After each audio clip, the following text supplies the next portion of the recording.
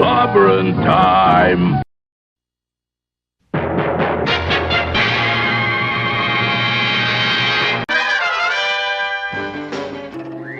Atomic batteries to power. Turbines to speed. Roger, ready to move out.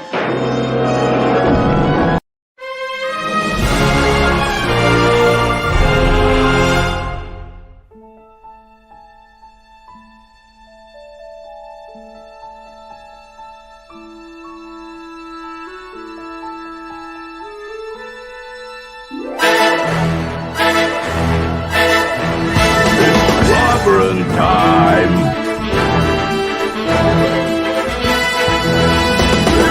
Clobberonimo!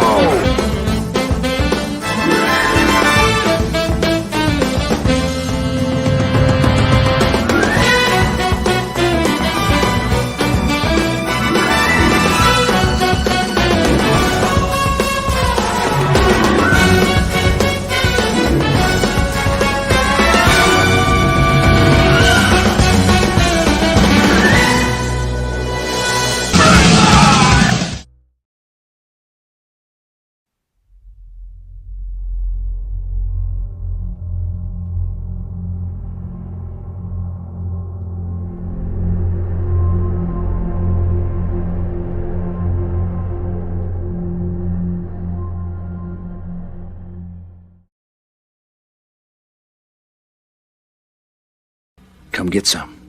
It's Clobberin time! The word is given. I just love Clobberonimo! Played the wrong one. Whoa. Greetings, clobberers, clobberonimos, clobberoids, and clobberooskies, and everyone else who does clobber. And if you don't clobber, it's just learn how to bang the rocks together, guys, and you might clobber someday. You never know. All right, my friends, good to see you. Welcome to Clobberin Times number 485. 1,000. That's on YouTube, of course. 1,100 and 1,000. 485 overall for 15 years of doing this, and boy, it feels like about 150 right now. But anyway, it is Monday night Mark C. Comics Talk on Clobberin Times. Open geek comicsness. So we'll just do what we always do. After I do some show notes and shout outs, we'll talk some comics with you all. Let's see here. Show notes first. The usual spate of shows. By the way, shout out to the great Mark D with a C for having me on his Sunday Night Geekery last night. It was always great fun. As always, and say a shout out to the great J-Man and Sean. Had a lot of fun today doing our usual Legion of Superheroes reviews. So there's that, a lot of fun. And again, here we are tonight with the comic shop talk. Usual spate of shows throughout the rest of the week, of course. Well, mostly usual. One's off, but Tuesdays and Thursday nights at 6 Central. On with the great Midnight's Edge After Tom and the Midnight's Edge After Dark gang. Always great hanging out with those wonderful gents. And let's see. Wednesday night, I don't know if my buddy Loki is having the comic roundtable, but if he is, I'll be there with him. And then there'll be Wild Card Wednesday night. And the Clubhouse, number one and chief engineer, with Raquel and Mark. Blake's 7-episode review and a Kolchak review and a Star Trek comic review for that. And then there'll be no Fantastic Friday this week on J-Man's channel. But it'll be back the following Friday night, reviewing all of Jack King Kirby's great Fantastic Four run. But there will be 32 Flavors of Nick Weiser, my good buddy, and the Friday Night Comic Shop Boys, 8:30 Central, with the great D-Bud Martin joining us to review 4 more issues of John Romita's Senior. Well, sorry, I keep saying Junior. Romita's classic Spider-Man run.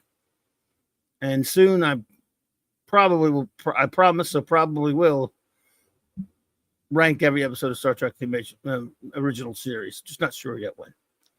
So, and of course, this Saturday Night Star Trek, 4 more episodes, same track time, same Clobby channel. Star Trek Voyager reviews. So there you go for that. And let's do some shout outs. First, I'll shout out our great wrenches. We always appreciate you. The bronze wrencher, Eric K. Thank you so much for all you do, buddy. And of course, the great Chris Persia, Vindicator Wrench of the Great White North. Thank you so much. Appreciate you, everything you do, buddy. Really do. D-Bud Martin. I think D-Bud's here. D-Bud. All right, buddy. How's it going? One of our Legion comics tonight was by Tosca and Coletta, and somehow they canceled each other out. It wasn't bad. It's crazy, huh?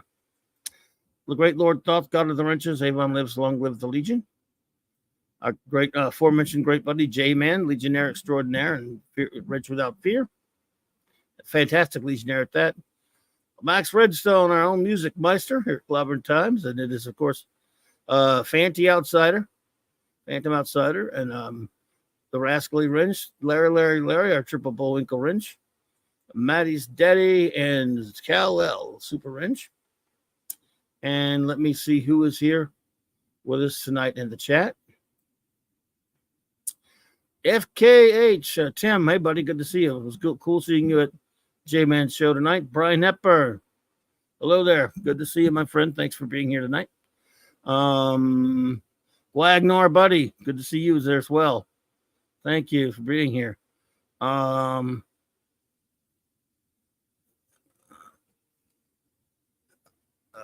Was there ever a Seinfeld comic and a Buck Bourbon? A Seinfeld comic? I don't know. I don't think so. But then again, it could have been. They could have slipped one by me. Claude Salling, hello there. Good to see you. Thank you for being here. Penny, hello, Penny. Good to see you, my dear Brogu, from my old hometown.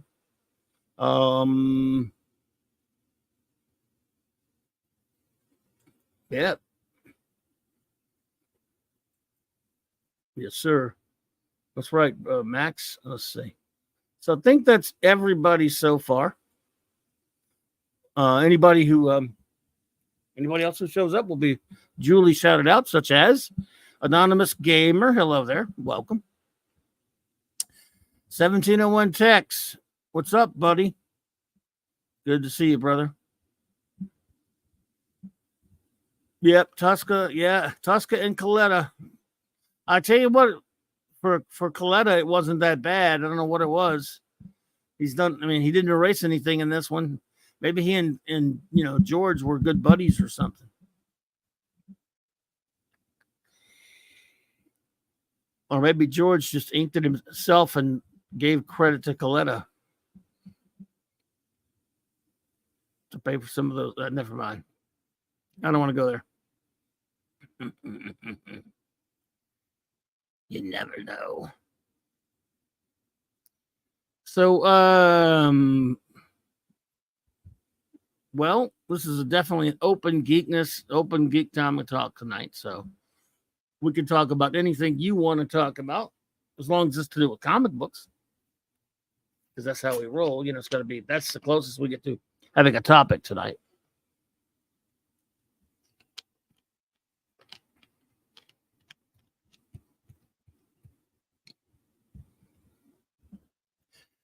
But you never know, Fanty. Maybe George said that you erase one line, you'll be inking with your feet. FK has an interesting question. But FK, didn't you ask something like FK, you did say Tim said you should have your own show on Friday night this week because J-Man's not doing one. I don't know. I do enough YouTubing as it is. But thank you for that. I appreciate that. I YouTube too much as it is. I should cut back. Worst comic you have ever read? I like the question. It's weird because probably the worst comic I ever read was sometimes they're so bad it's entertaining. Wag says I picked up the new Marvel previews. It was free. There's so much crap coming out in the next few months. Really? D-Bud says, did you see the 13th Dimension page on the urinals of the Justice League? I did not. Hey, DJ Play Nice. What's up, buddy? I did not. I'll have to go take a look at that. Hey, Joe Dog.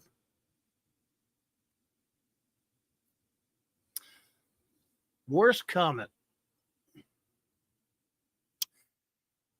One of the worst comics I've ever read, FKH.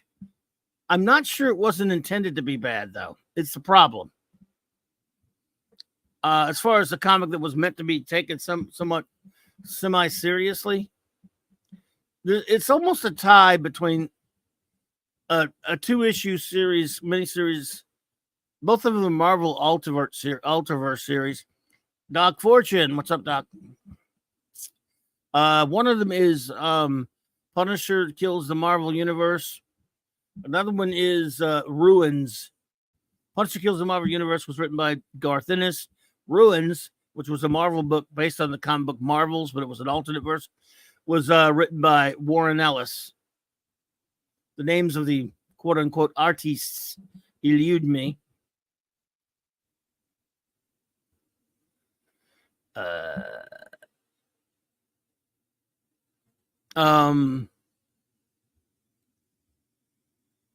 far as mainstream comics goes, they were alternate universe stuff, of course, but they're so outrageously ridiculous. It's almost like they were trying to be funny. Adrian James, hey there. And I think I've spoken of them before. I remember picking up some comics in Disney Epcot, says Max, with Mickey and Pluto that were sponsored by Exxon. They're going back to the well as long since dried up with Life of Wolverine. Yeah, I hear you, Gwag. Yeah. Oh, you sent me the link, D-Bud. Where did you send it to me? As an email?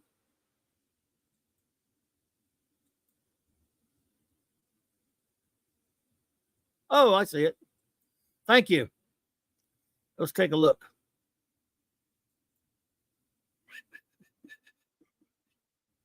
Oh, you sent it to. Oh, okay. Well, let's take a look. All right.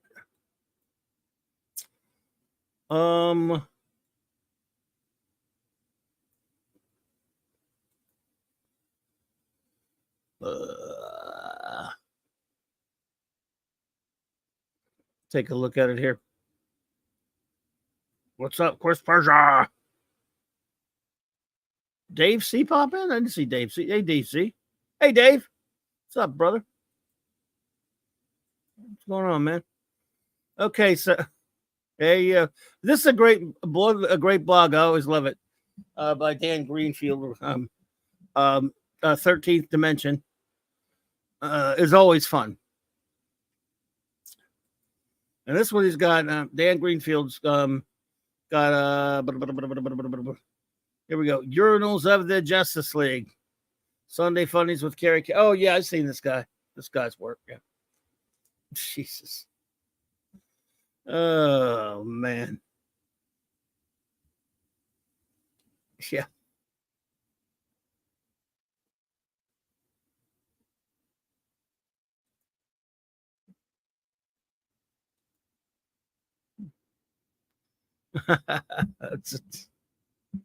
Yeah, so this is good fun, good clean fun. Hello readers, due to your overwhelming requests, I'm proud to present Urinals of the Justice League. With Superman's powerful anatomy, his unit is constructed of reinforced titanium steel combined with a tiny red sun generator. Wow.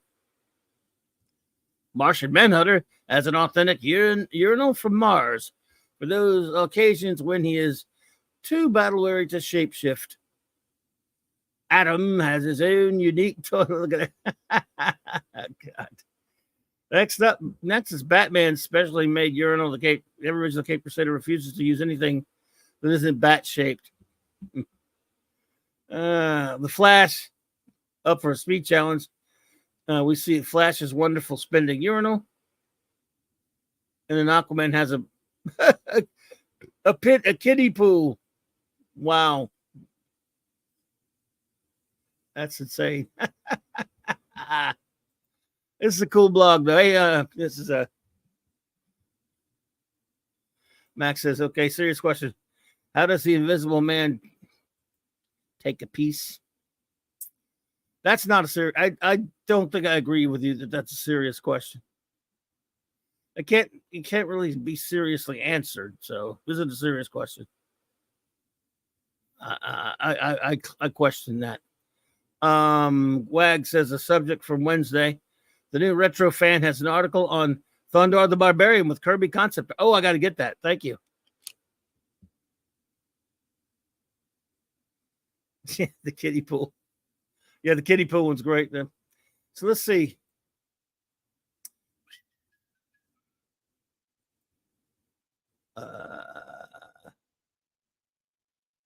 Morrison Mondays. Jane Jetson, Robot Basher. It's a play on Magnus Robot Fighter cover with Jane Jetson fighting robots. That's pretty good.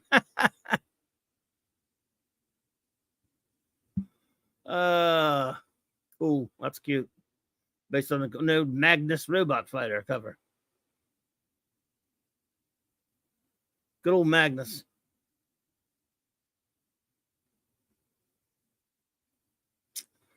Let's see. Hot picks on sale this week. Probably all crap. Free comic book day. Oh, that's this week, right? Free comic book day. Yeah. Anyone going to free comic book day to get lousy, crappy free comic books? Okay, look, these are free comic book day books. This Mad Magazine almost looks funny.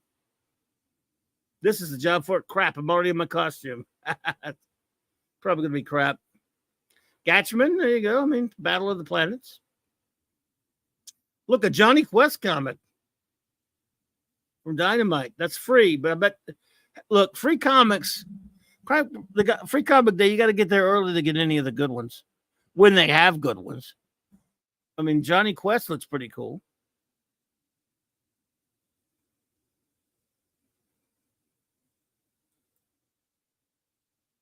Garbage. Whoa, Space Ghost comic. Look at that. That looks all right.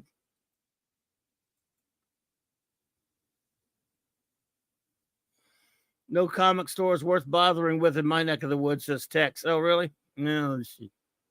Damn. Space Ghost looks good.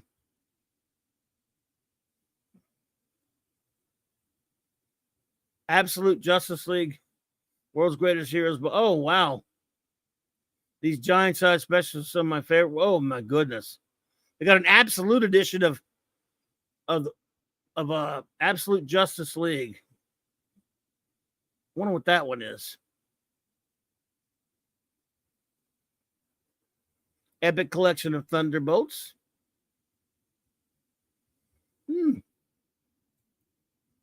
Let's see. Who wants to walk down memory lane and relive Reb Brown moments? Reb Brown, 13 groovy moments as Bronze Age TV's Captain America. I don't think there were 13 groovy moments in either one of those movies, but that stupid helmet, come on. The logo right there is groovy. That's pretty groovy. The motorcycle, I guess. Captain America 2, crappy logo right there. This guy, look how cool this logo is. Look how shitty this one is.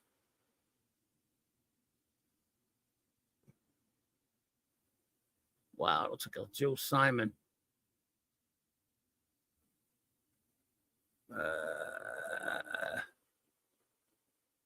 There he is, Captain America. Reb Brown.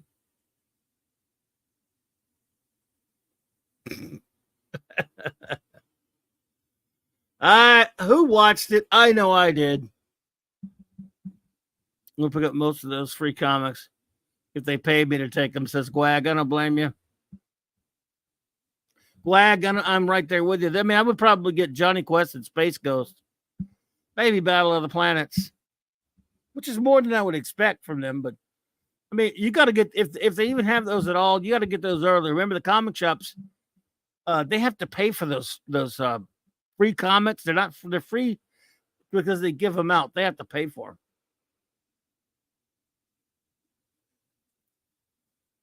them. The police department forced that helmet on them. Same with the shield or the windbreaker. That's why it had to be clear. That's as maybe, Fanty, but it still sucks.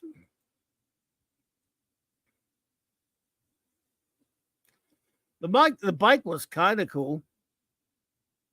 You know, that helmet is cool in the context of being a motorcycle helmet, but not for Captain America to run around in all the time.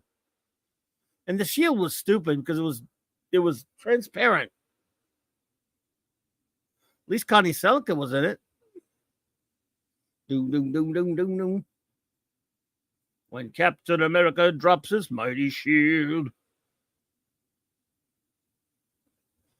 Dig this up close and personal look at the original Joker costume. Whoa, look at that. Costumes. So I saw those two make for TV Cat movies. At least they don't have Captain America stealing someone's car. Oh, God, that dumb Matt Salinger trash. Ugh, I hear you. I watched those Red Brown movies. Can't remember much of them, though. Same here, D-Bud. I watched them.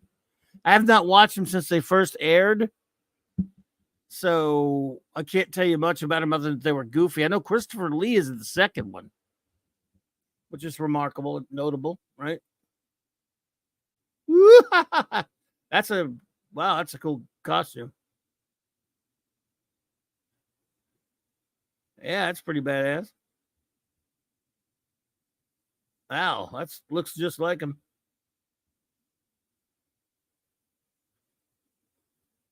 That's a scary looking dummy right there.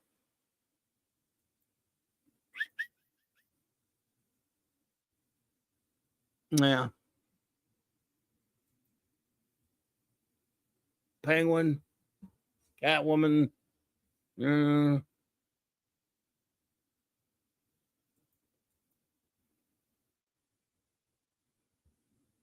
That's a great costume. Oh, man.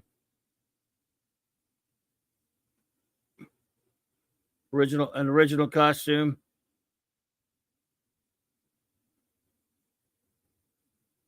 Wow, that's a scary, realistic Adam West.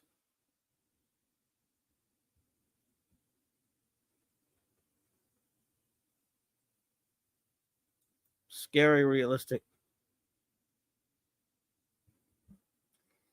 All right. Let's see if they got anything else to look at. Oh, wow. Dig John Romita's groovy preliminary sketch for 1976 Bring on the Bad Guys cover. Wow.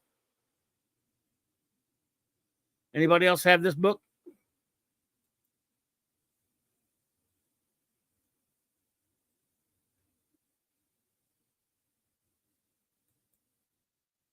There's the final cover. Bring on the Bad Guys by Not Stanley.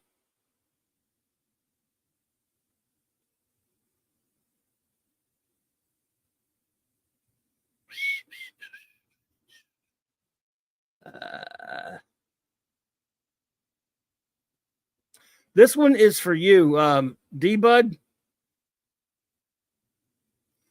Paul Kupperberg's 13 favorite George Tuska stories and covers. I'm dedicating this one to my buddy D-Bud Martin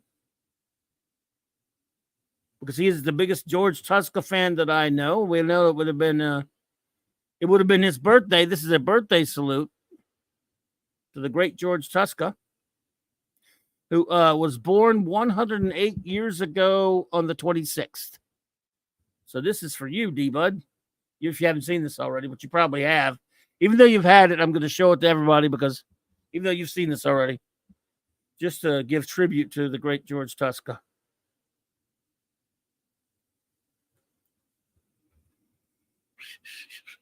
Paul Kupperberg.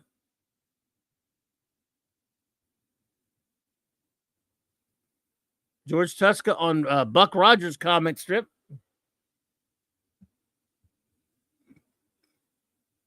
Starting in 1939, working on the Buck Rogers. Or not, I mean, actually for Fawcett.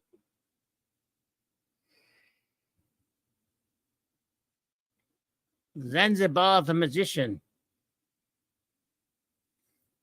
Man, George was working early, buddy. Wow.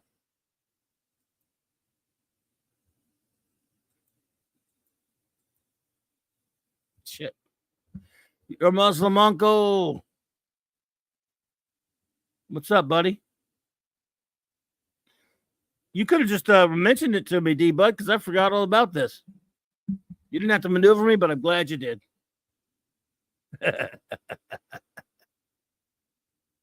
This is great stuff, though. Look, it's by Geo Tuska. G-E-O Tuska. Zanzibar's the Magician. And there's some Captain Marvel, real deal Captain Marvel by Tuska. We started out at Fawcett, right?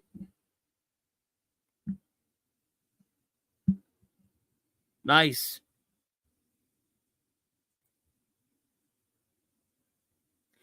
My Untamed Desire. True Life Love Stories. True Life Story by George Tuska. America's Best Crime Stories. Crime Does Not Pay. Lev Gleason, publisher, produced by Charles Biro. Charles Biro was a legend. It's funny how they got some of these names. I mean, they're absolutely legends to anyone who's like read a lot about old comics, but no one even remembers who they are unless you're old and give a crap about old comics, of course.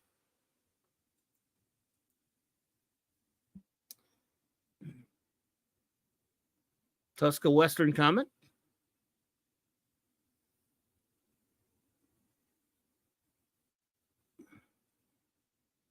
Creepy. A Warren magazine. Tuska in black and white. Thunder Agents by Tuska.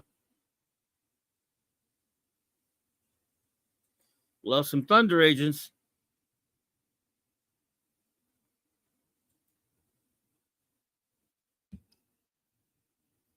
George and Deediousness. 108, man. Oh, there you go. Didn't we review this one? Is this the one we reviewed, D-Bud?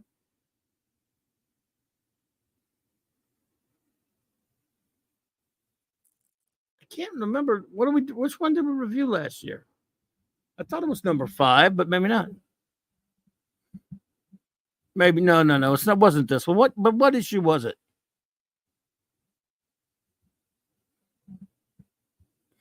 I'm sure you'll remember because I don't remember crap like that. Oh, the following. Okay, 6. Thank you. I hear you. Thank you. Greatness. Luke Cage, Hero for Hire. Out of Hell, a Hero. That's a nice splash page. Inked by Billy Graham, like you say. Graham was amazing.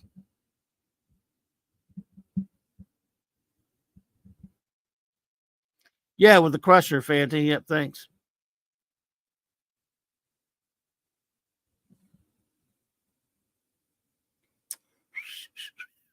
Great stuff.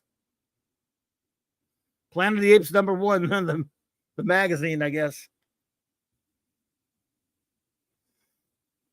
Tuska did the adaptation of the first movie, the Planet of the Apes movie. Nice. Start collecting all that back pay.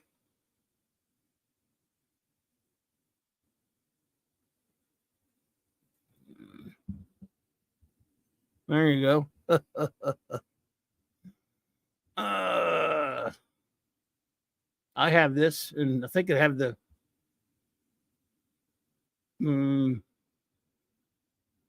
Yeah, I have the Marvel Planet of the Apes magazines. So. House of Mystery 294. Must be Tony DeZuniga inking him on this one. Yep, I knew it. Well, Tony DeZuniga, I mean, makes everything look like he did it all. I mean, he overpowered people. You can't see any Tusca in this page right here. Inked by Tony DeZuniga, not one bit. If you'd asked me who did this page and I didn't know that it was Tusca from the credit, this random page here, I would say, oh, well, looks like DeZuniga maybe. And of course, he only inked it. George, apparently, according to this,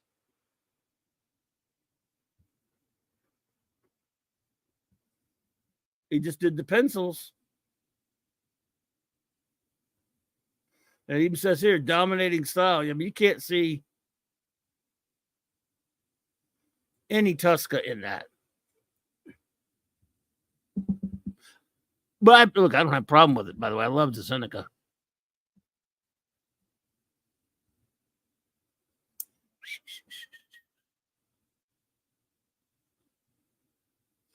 Anonymous Gamer says, I'm reaching out trying to find places to buy comics, but the only place I know of is Comic-Con. I don't know where you live, Anonymous Gamer, so it's kind of tough to say, but as far as if you're talking about just going to places, depending upon where you live naturally, you could just do searches, comic shops near me or whatever. Because I don't know where you are, and I'm not asking, you don't have to tell me. It just depends, really. But failing that, obviously, there are places you could order online if you just want to, if there's certain issues you want to track down. But if you're looking to go hunt comics down physically,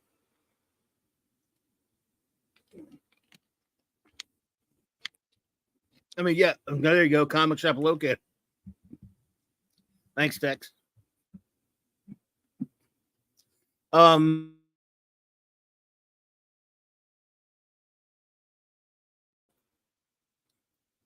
But like I said, if you're just looking for stuff, you don't care how you get it. Obviously, flea bay, as Mark calls it, and other things. But if obviously, if you want to find the shop or hunt things down, a lot of cons don't sell much anymore. When they do, it's pretty expensive. Although some will have tables with bargain tables, though. Some cons will have dollar tables or they'll make deals and stuff. So there's that. But there's just, I mean, they're all kinds of ways, but it's still all the basic traditional ways.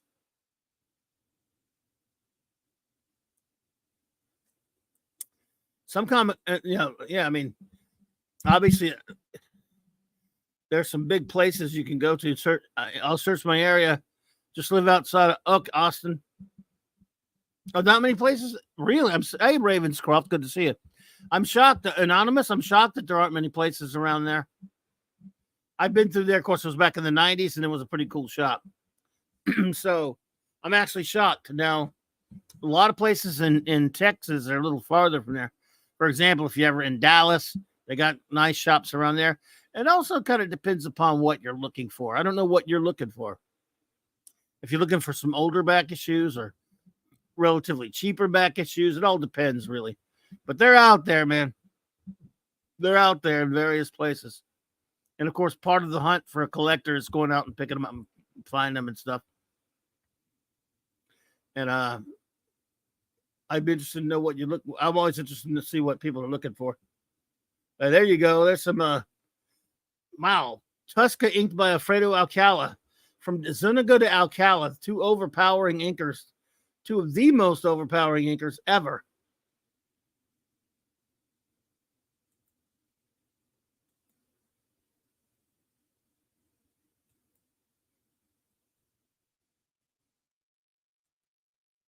Wow.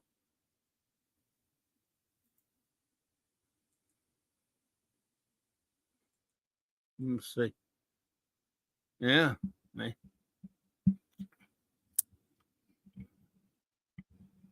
They got some great comic shops in Texas. I know that. I wish I could go to some of them.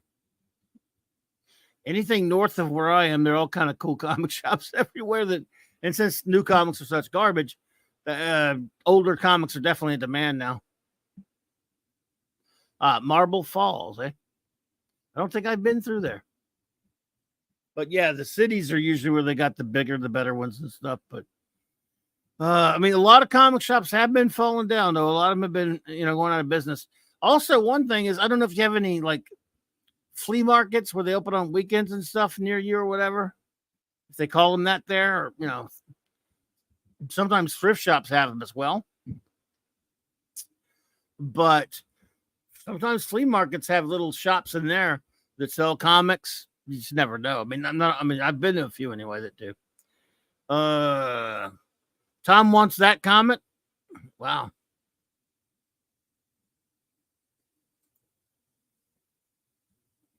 Yeah, that's Masters of the Universe, Volume 1, Number 2.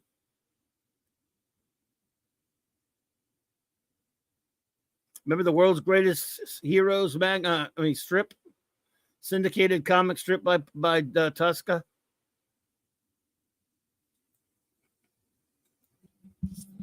Trying to think. D-Bud, did they ever compile that Tusca's World's Greatest Superheroes comic strip from the paper from the early 80s or whatever into a book? I want to think that they did, but I maybe not. Oh, my memory's so terrible. Wag says, I guess I'm lucky. There's where I live, there are around 10 comic book shops. Wow. See, we have 2 in town, and they're both kind of crappy, Gwag, so don't recall seeing those compiled. Yeah, you probably, I don't think so. You're probably right. They probably didn't. There have been a lot of comic strips compiled, but yeah.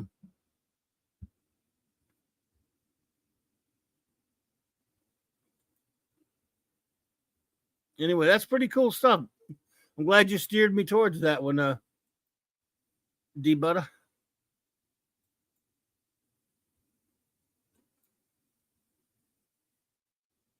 Glad you steered me there, duder.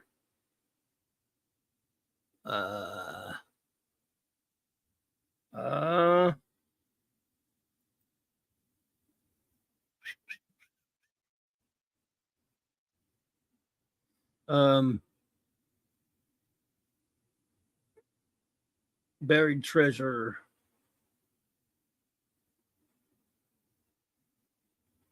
Hmm.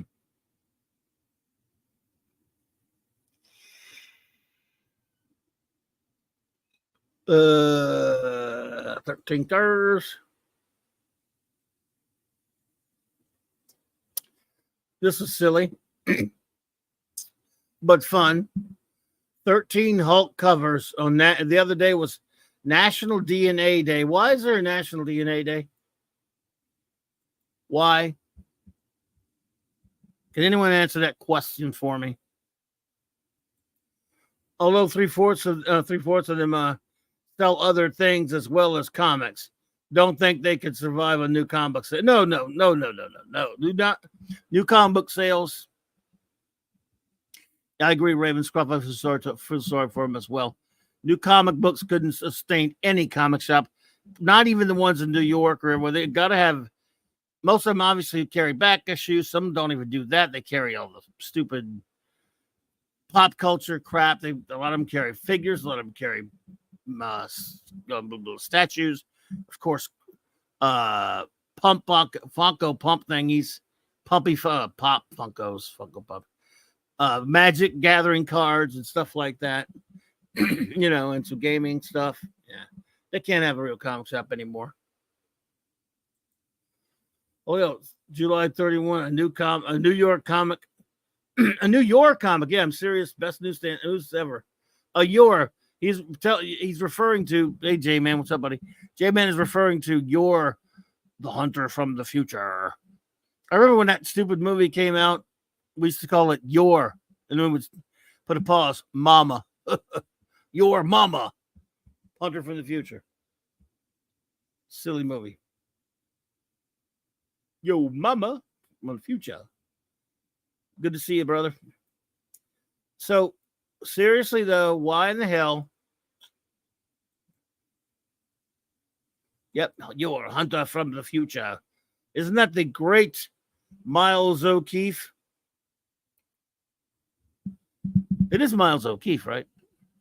How much O'Keefe does this movie have, Tex? It has Miles O'Keefe.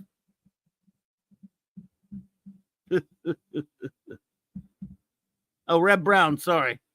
Yes, right. Miles O'Keefe is in the Ator the Flying Eagle. I got them mixed up because they're the same. You're a hunter from the future. You know, Miles is Ator. Thank you.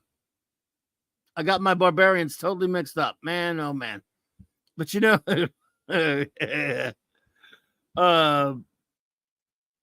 but your hunter from Reb Brown, I tell you what, I cannot tell you how disappointed I was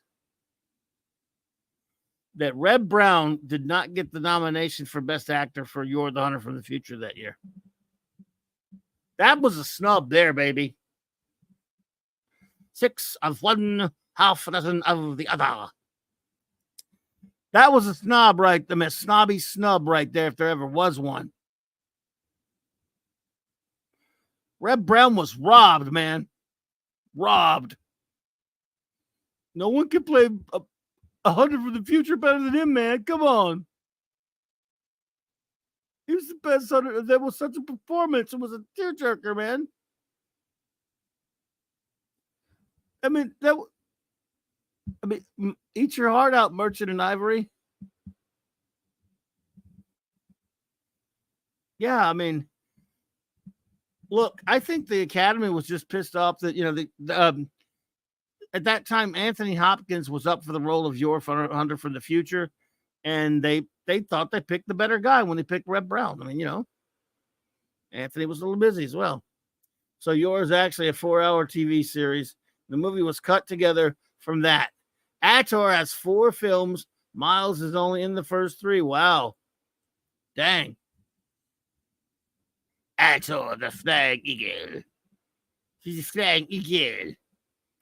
Fanty says the 25th was National DNA Day, National Hugging Day, National Zucchini Day, Bread Day, East meets West Day, National Telephone Day, and about 19 more days. Well, I'm good, man. I tell you what.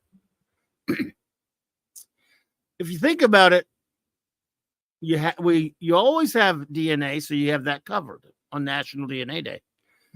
Hugging, yeah, you could probably, if you might be able to find someone to hug. Zucchini, yes, it's just a matter of going to the store, same as bread, or zucchini bread. I never heard of it. East meets West, I don't know how you're going to make that happen. But National Telephone Day, well, no one puts their telephone down, so you're fine there. Now, the other 19, I don't know about. But anyway, on National DNA Day, Dan decided to run these covers. And since I love Hulk covers, why not? Hulk number 1. Tales to Astonish 85. Nice.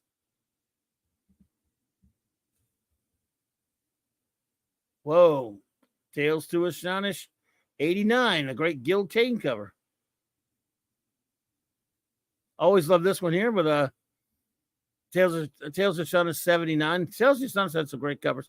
Hulk number 4. Tales to Admonish, number 81. Then he's not going to have the one I want to be on here. Number 95. Number 97. That's a great one.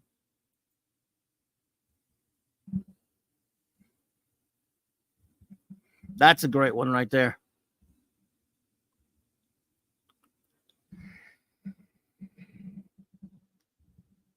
Are we doing 19? We could, didn't we? Did we not do 1964 already? Ravenscroft. We can do 1964. Yeah, we'll get there. Certainly. Or we could pick a random year if we hadn't already done that one. But this is also a great cover here. Incredible Hulk and Submariner. Tales to Admonish 101 rather. I think that's the last one. I think that's the last Tales to Astonish.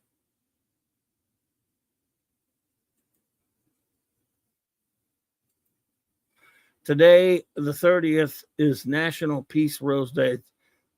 No, the 30th is tomorrow. Unless you live somewhere farther than where you do. National Zipper Day. Rose Day, Zipper Day. Oh, wait. National Peace Rose Day. Zipper Day, Shrimp Day. No, thank you. Honesty Day. Day of the Children, Potato Head Day. National Bugs Bunny Day, and tons more. Okay. Where are you getting all that from? I believe you. Huh. Wow.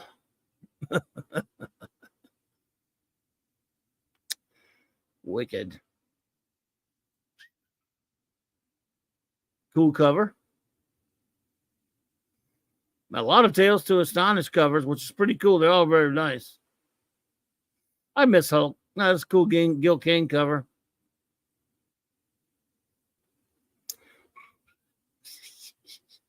There. Hulk Volume 2.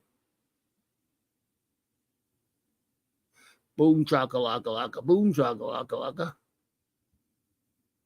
Larry Fine, Dr. Howard, Dr. Fine, Dr. Howard.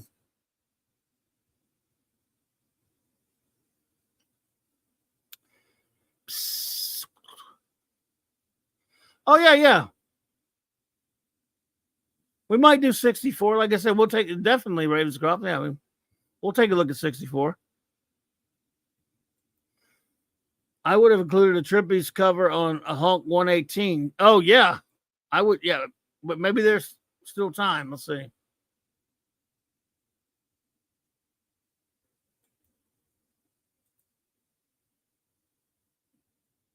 That's it. You're right. I would have too. There are a lot of covers I would have picked. Poisonally. The 13 colors of April, covers of April 1974 ranked. That's interesting. I'll see if we agree with this ranking system by Dan. Number 13. Batman 257. This is a full, I think this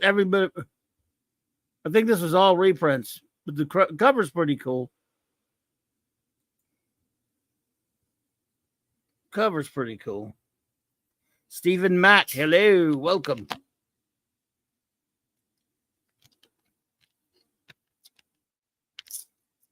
Let's see. Bop, bop, bop, bop, bop, bop.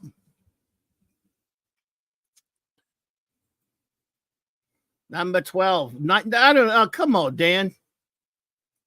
These crappy Skywald mags. I don't know about this. Ugh. Nightmare. Get that off of there. Now, this is a great one. Okay, I'm with you. Number 11. Weird Adventure Comics, number 334. Jim Aparo greatness. Right there, boy. We got to stay on that one for a minute. Yeah, I mean, that's top notcher there. That Skywall crap would go to hell, but hey, Iron Eye 84. What's up, buddy? Blue DL.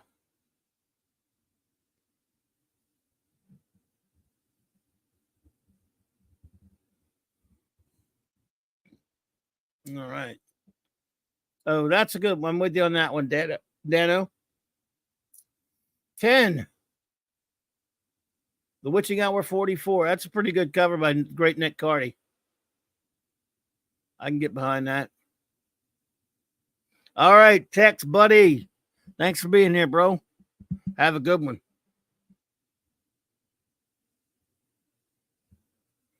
Take care, brother.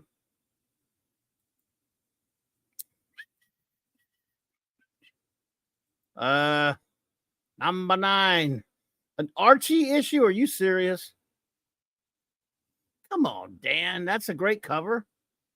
I mean, nothing against Archie, by the way. I'm just, I don't know, man. An Archie issue for a cover? One of the top 13 covers of April of 1970. Foe. I don't know, man. I just don't know. Now this is a cool Gil Kane cover for Worlds Unknown, the Golden Voyage of Sinbad movie adaptation. Not quite sure it's probably one of the better covers, but it's pretty cool. And it's Gil Kane, so you can't really go wrong. Yeah, Ironhide, that's true. They do love their Archies, which is fine. I mean, yeah, nothing wrong with that. Fine, it's fine. Now, this is a great one here. Ron Wilson, Mike Esposito, Iron Man, number 69. I know D-Bud has this one. I know you got that one there, D-Bud.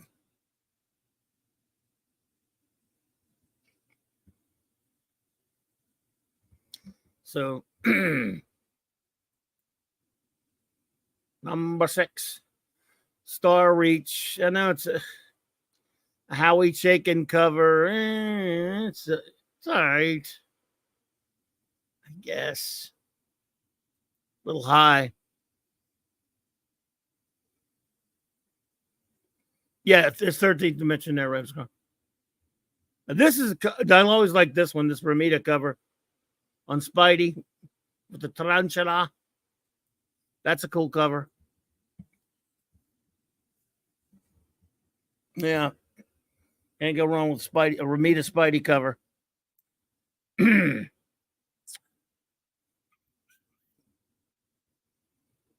Yeah, this is a pretty good one here by Ramita.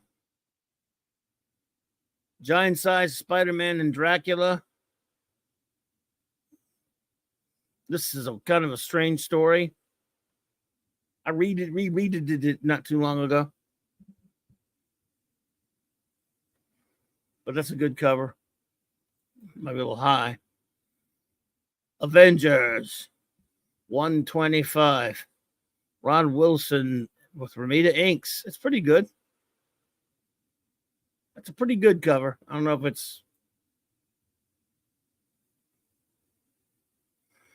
too high or not, but and here you go. Deadly Hands of Kung Fu with a great Adams cover. Yeah, this is top-notch stuff right here. Nice. Yeah.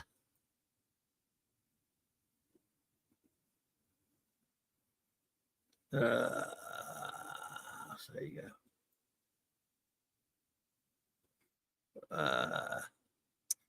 Number 1, Jungle Action. Yeah, Jungle Action number 10. I can't go wrong with that. I mean, it's Gil Kane and Frank Giacoya.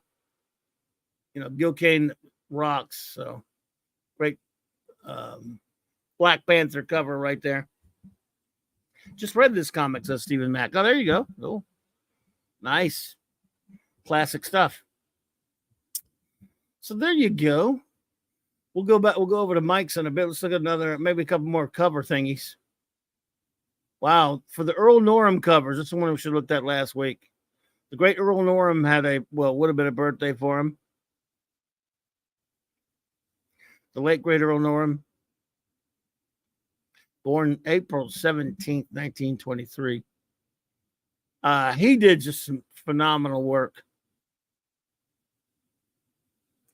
And let's enjoy some of it and honor him, shall we? Oh, man, these covers, these mags, they were amazing. Wow. Amazing. There we go. Oops. Something's wrong with my area. All right.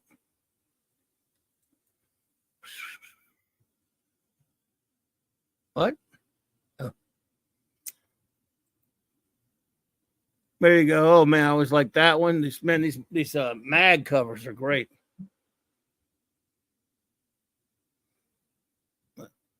Deadly Hands of Kung Fu, Iron Fist.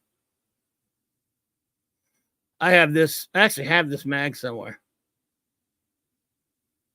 This, of course, adapts the novel Gladiator by Philip Weil, which was was very inspirational towards the creation of Superman by Jerry Siegel and Joe Shuster. FYI. I used a lot of those. They love those pulps, whatever, kids. And it is said to be an inspiration for Superman.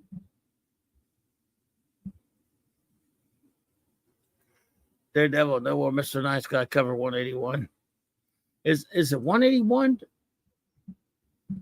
Or is it 182? I thought 181 was the one where he's fighting Electric. You might be right. Terrible with numbers. Anyway, man, God. Ow. Oucher. La Haunted Horror.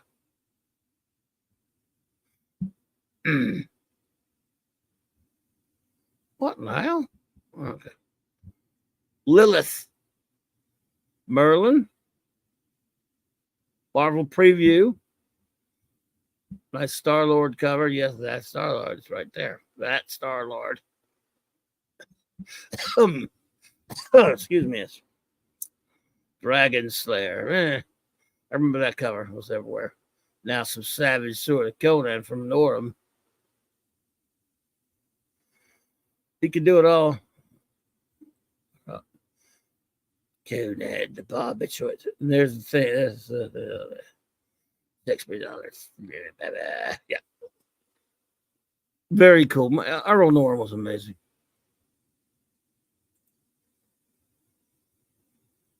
All right. So there you have it. Some more great covers. Let's see.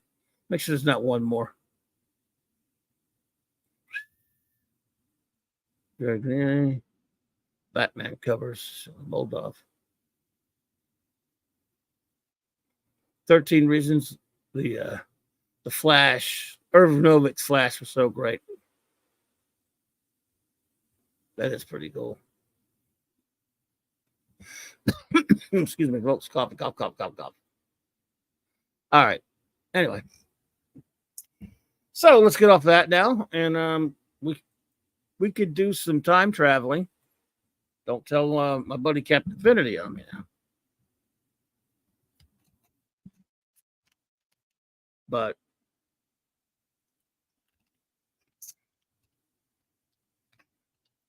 let's do a little time traveling. That we do with our Spitterack time machine. Fandy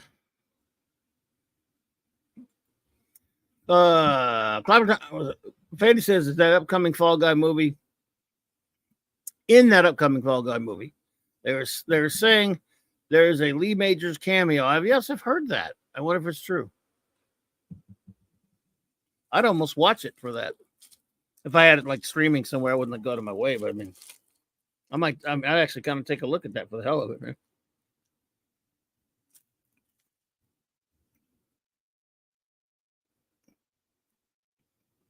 But if they leave it in the movie,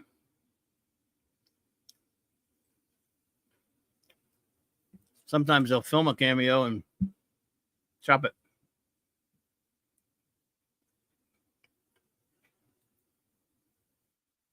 Okay.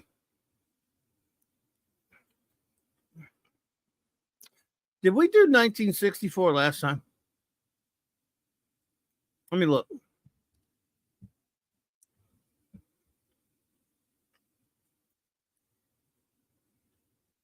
Mm-hmm.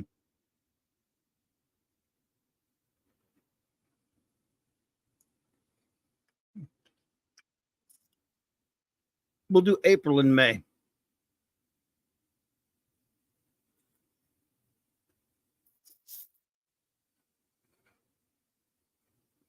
Well, yeah, Ravenscroft. That's about pretty much all of us. We watched it. The Fall Guy for Heather Thomas and Marky Post. The first season was Joanne Flug. Was it the first two seasons or the first season? And then Marky Post came along later.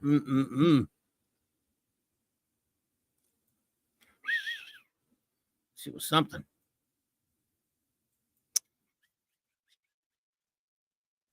All right.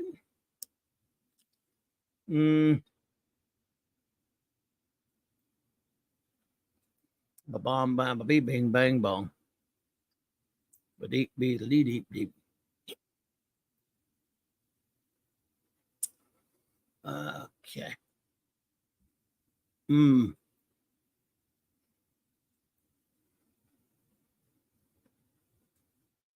Okay. Let's see how that looks.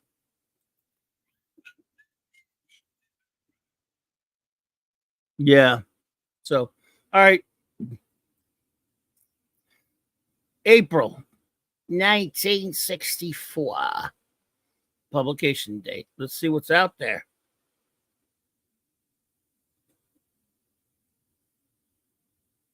Do funny books. You go back in time, you walk into the comic shop. I know they didn't have comic shops in that many. I mean, look, I'm not actually sure. I don't know if D-Bud, if you know, or Fanty, you know. Were there comic shops in 1964? Actual comic book stores? I'm not saying stores that carry comics. I'm saying the newsstand. Were there? Oh, good night, Penny. Thank you for being here, by there. Always good to see you. No, I'm asking because I've read that there have been some comics. I don't know when the first one started. I would imagine that there would be. There were fanzines though, and a few cons. So anything is possible.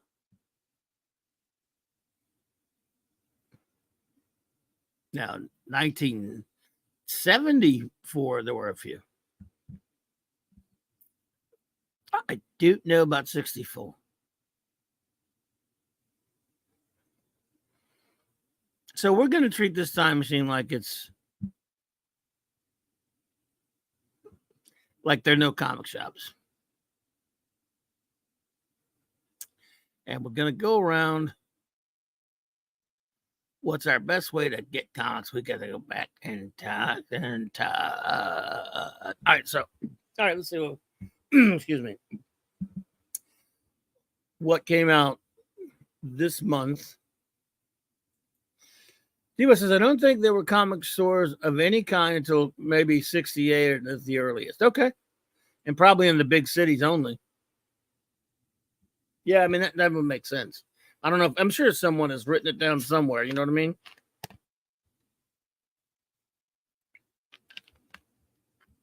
It's chronicled somewhere, I bet you.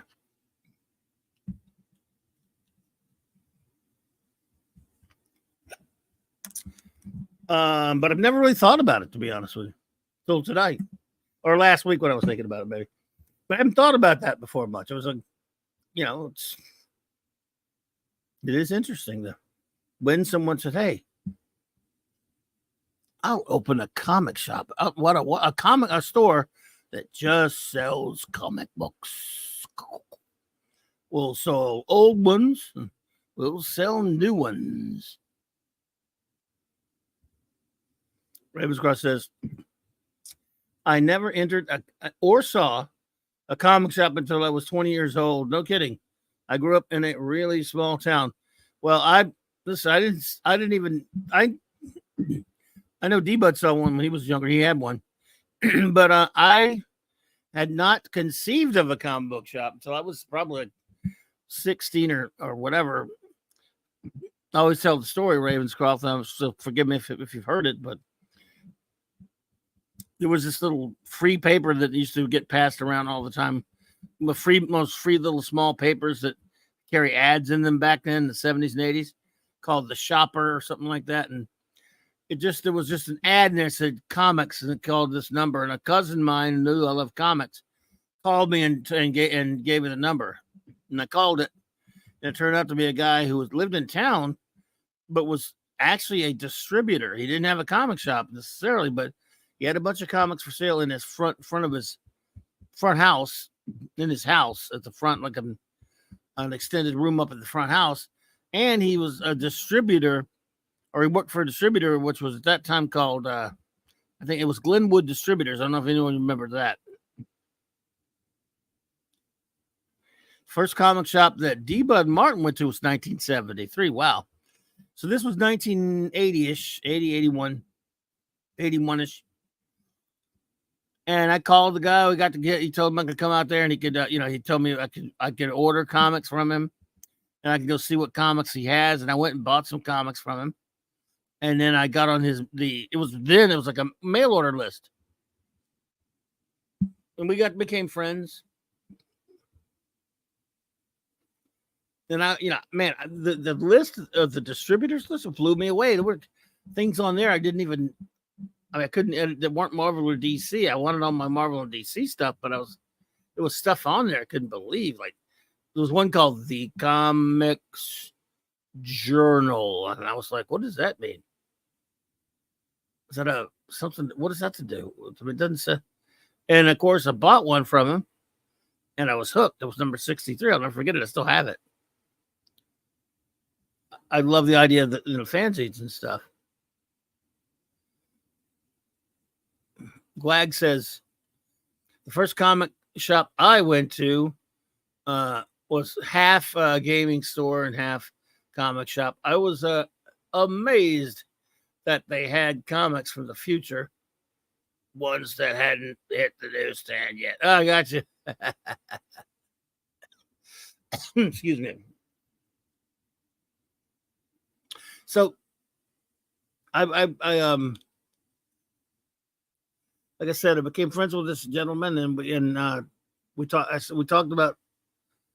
He was talking about putting a comic book shop out in the back of his yard. Faced a big street next to a little store thing. So he had this tiny little. It was basically used for not even big enough to put a car in it. A shed, very small, no AC.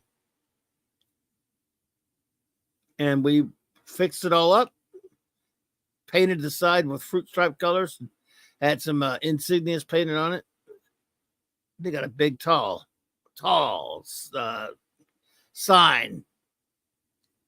Went from there. We called it Southland Comics. He changed the distribution name to that. And that was, I started running that shop for him at 18. Almost 18. 17 now, or something like that. Yeah, 1982. So, yeah, buddy. All right, Jay, man. Good night, buddy.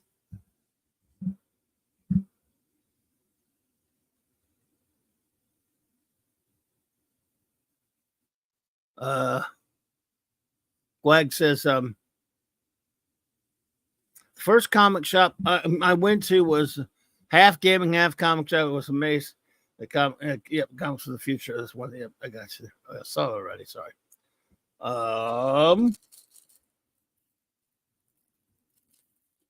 Let's see.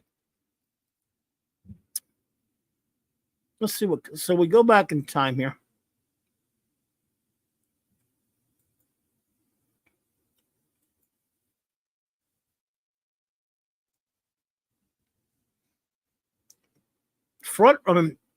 Top row.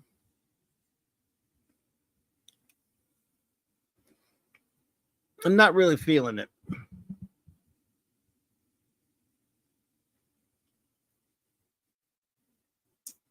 Blue Beetle.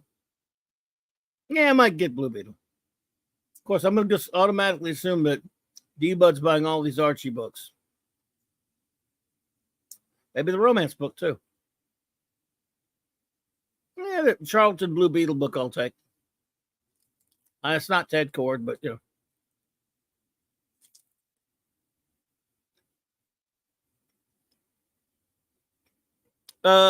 Dennis the Menace, D-Bud, yes or no?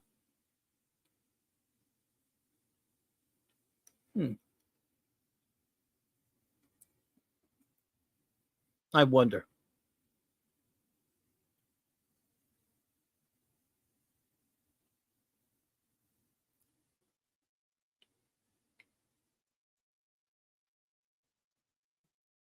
Never really a comics gang either. There was a couple of guys in college who had a mild interest, but no real hardcore fans. Thank heavens for the internet, I guess. Ravenscroft, I hear you. You know, I guess I got lucky. Even though down here it's a very small town, nothing like the comic shops that were out there on either coast. Gotcha, D-Bud. But I met all of my greatest friends in geek venues, starting at that comic shop that I ran for the guy. And then later in some fan club things, you know, Doctor Who fan club, Star Trek fan, that kind of stuff. And cons and other comic shop. You know, I met all my greatest geek friends. I mean, and all my greatest friends were geeks, most of them. So are geeks, still are. And then a few online that are great friends as well that are geeks that I would have met at the comic shop if we lived in the same city. So I got lucky that way. I've so many friends, and so many of them are for the same geek background. It doesn't mean I don't have any friends who are not really geeks and stuff. I do a few, but none of my family had the geek gene. I'm the first of my family to have it. Both my kids caught a variant of the geek gene from me, but they're not into the same stuff I'm into. I guess I don't know. That's not. It's not. It's sad, but hey, they still geek out about stuff. They do fall in the geek sphere of interest, just different stuff. But all my best friends love a lot of the same stuff I do. So, yeah, you get the no Doc Dennis Menace, but the Archie book. Gotcha. Let's see. Romance comics, space adventures, Challengers of the Unknown, Yowza. I think Kirby was not on the book anymore, but still, I'll get it. I'll get the Atom. Looks like some Kane goodness there.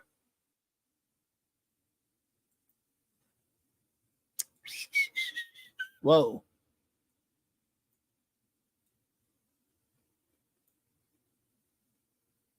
Matthew Pounder was around. What's up, Matthew?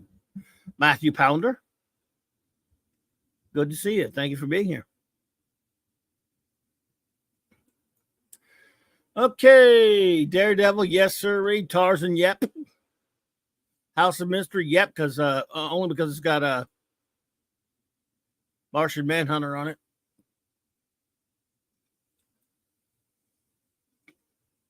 Journey into Mystery with Thor, yep.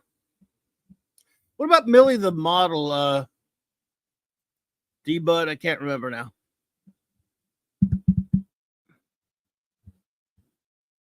And Patsy Walker, would you think you'd be picking those up?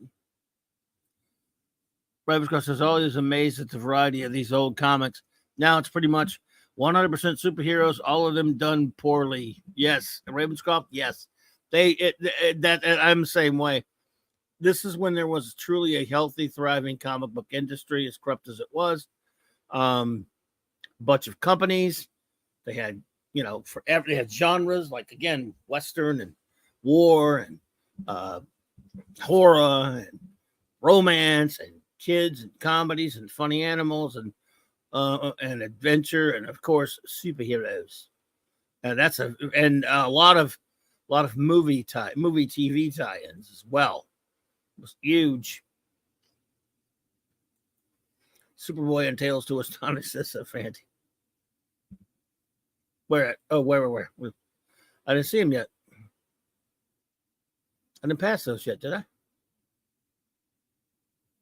Anyway, Billy the Model and Patsy Walker. We need to review that Kirby run on Thor from Journey into Mystery 101 on. Oh, wow. That's a good idea, but it's a lot, though. Kirby.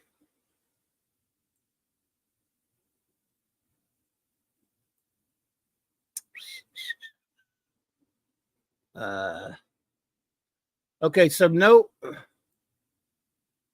Patsy Walker, Hellcat, yeah.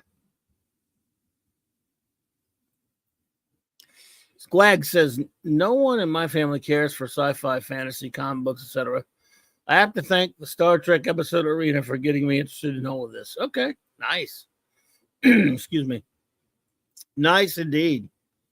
There's some Richie Rich for you. D. Some Sad Sack, some Secret Hearts. But here we go. Superboy Tales to Astonish, Two Gun Kid. Shoot.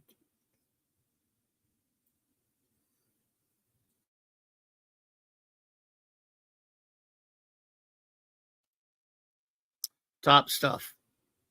Top men. You know I'm buying all the Harvey comics here too. Yeah, all the Harvey and all the Archie. Yes, sir. Gotcha.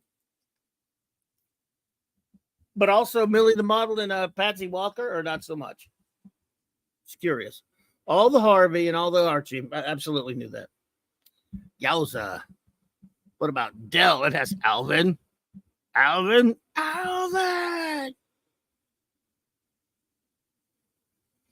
Why does it have Fawcett listed? They lost Cap. They were almost dead. Anyway, look at that. Another movie tie-in. That's crazy. Don Knotts in The Incredible Mr. Limpet. Movie adaptation.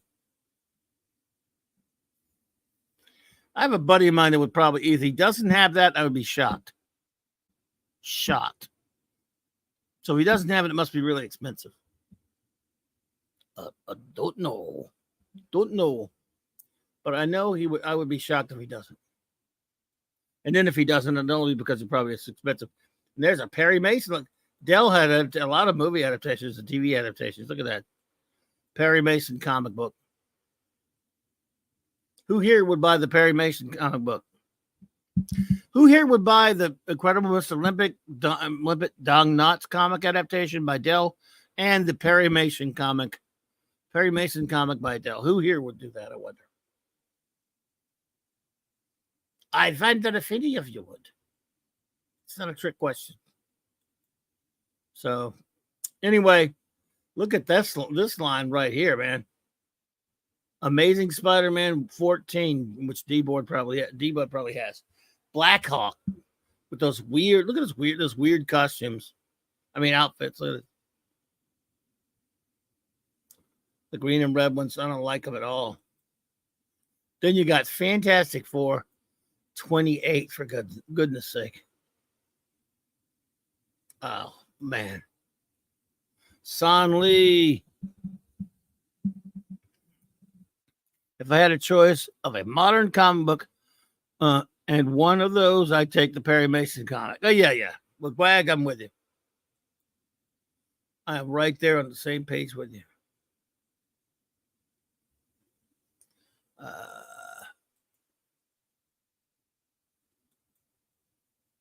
Let's see. GI Combat with a nice, it looks like a Kubert cover. Girl Romances. No. Oh, man. Also, Gil Kane cover on Green Lantern. Aren't they all, though?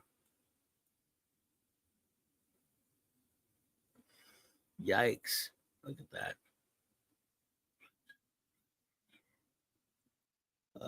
All right. So Get a Cold Outlaw. More Millie the Model. Quick Draw McGraw. Space Family Robinson. This is interesting. They become the Lost in Space. Space Family Robinson. But that doesn't much. No. But it is interesting. I would probably buy this. I would buy the Space Family Robinson.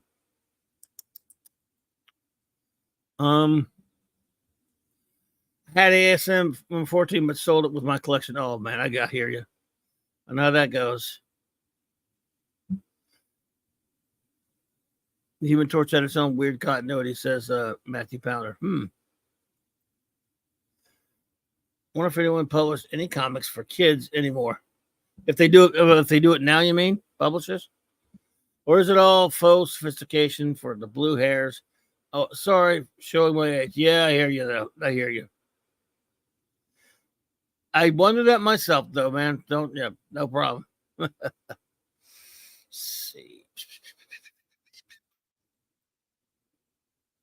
Oh, yeah. Oops. Shoot.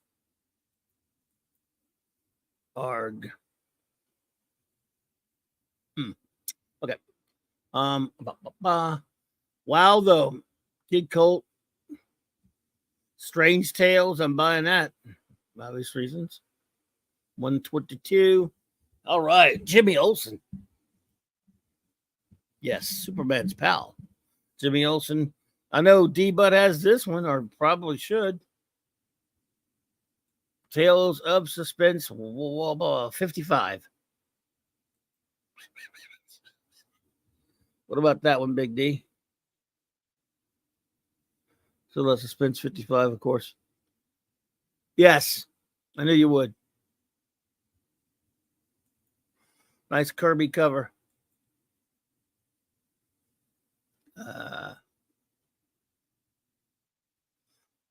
So, yeah, bunch of yeses. You walked away with a bunch of stuff on this one. D-Bud. There's a lot of stuff you would have bought. Okay, so yeah, I'm definitely down for Jimmy Olsen, Straight Sales, Jimmy Olsen, and of course, maybe Kid Colt. Nothing on this row for me, but maybe a few things for D-Bud. For me, Batman, of course. Bonanza comic, I probably have to buy that. And of course, The Flash. That's my boy Herbie. No one even remembers Herbie Popnicker anymore. Let me see, just for my hell of it, I have a reason for asking this. How many of you remember Herbie the Fat Fury? Herbie Popnicker, this comic book right here. American Comics Group.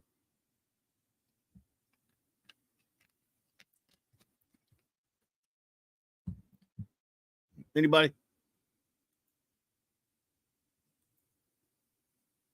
Ironhide knows Herbie?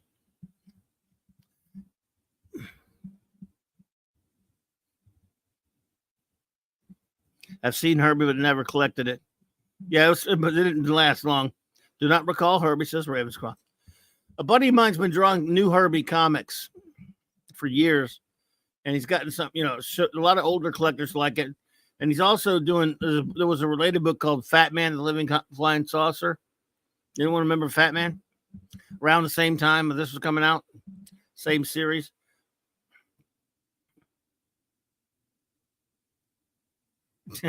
D-Butt said, I've never read a Herbie comic book, but I have a customer that looked just like him. Wow. Well, a buddy of mine's doing a current series about Fat Man and the Living Flying Saucer that was sort of like Kirby. Yes, Fat Man was C.C. Beck. Thank you, yeah, absolutely. Kirby was Ogden Whitney. Herbie was Albert Whitney. He's done a lot of Herbie comics as well. But right now, Antarctic Press is the book he's doing. It's coming out. He's working on. He's doing is Fat Man, the Living Flying Saucer. C.C. Beck, indeed. Iron Hutler. Yes, well done. Nice. I'm glad somebody knows about him and knows about Fat Man.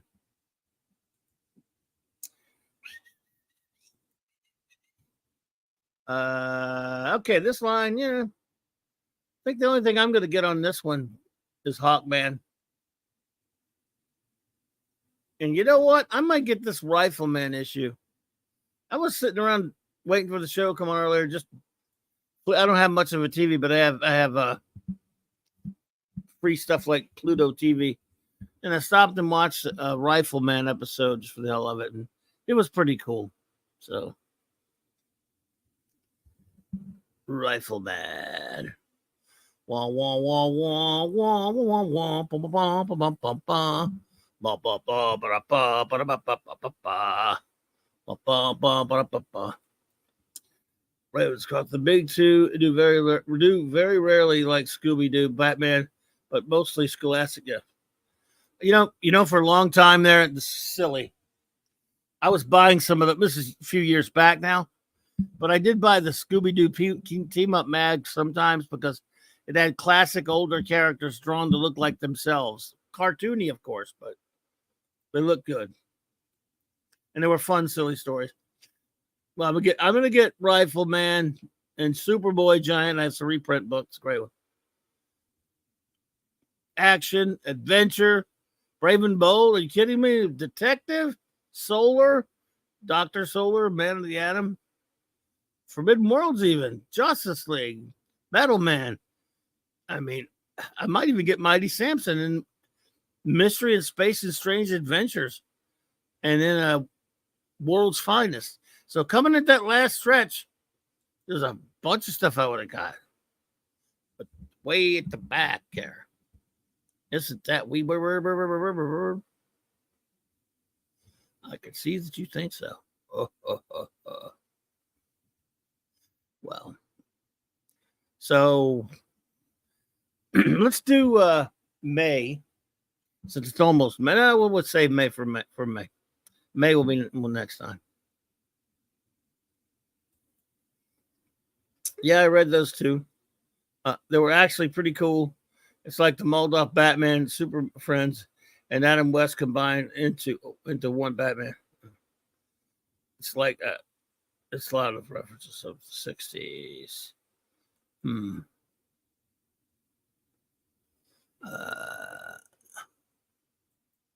So that infamous Rifleman comic book cover.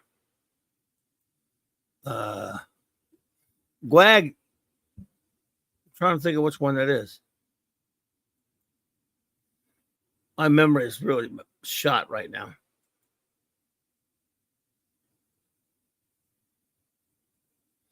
But if you could refresh my memory. Good night, Bro Goo. Have a good one, buddy. Thanks for being here. All right. We're gonna all right, let's do a random year. We'll do May next time. April. All right. I will take 3. We'll do them in order. Get it up there now. What year is it's got to be inside the last 50 and not higher than the last 30. Ballpark 74 to 90 ish. And we will go, we'll set the time machine dial there. 71. We've got, whoever gets the first 3 up there gets okay, so 71 will be first. We did 74 already, Sonley. We can do it again. 77. Okay. Sonley, we did 74. Well, we're doing it now, actually. No, it's 64. We did 74 last, but if you weren't here, we'll do 64 for you. We'll skip it. We'll do it quick. So first we have 71.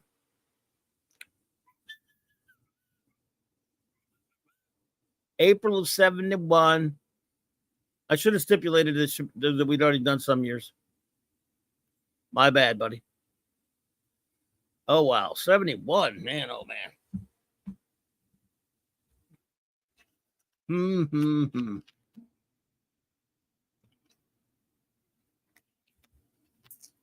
All right. All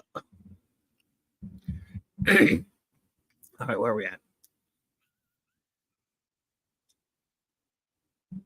No problem, Sonley. We'll do it. Thank you, though. I'm glad to see you here.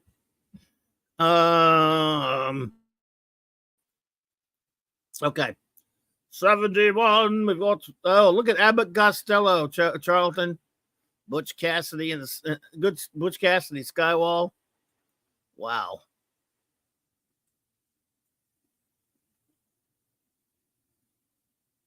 Wow, Dick Ehlers, John Tartaglione. I didn't know Skywall was doing stuff like that.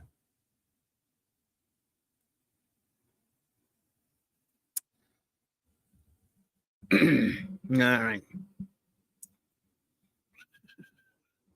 Yeah, lots of horror comics. You're right. You're right, Ravenscroft. Okay, Butch Cassidy, Career Girl Romances, Charlton Comics, Dell Comics, War Comic there, Combat. Dragon Wheels of Charlton Comics. Dudley Do-Right, Charlton. Tarzan Gold Key. Looks like the same one from last issue. Forever People number 3. And into the Kirby thick of it there again. Just getting the Kirby Fourth World going. Ghost stories, ghostly tales, hee-haw. Okay, be honest, who's buying the hee-haw comic?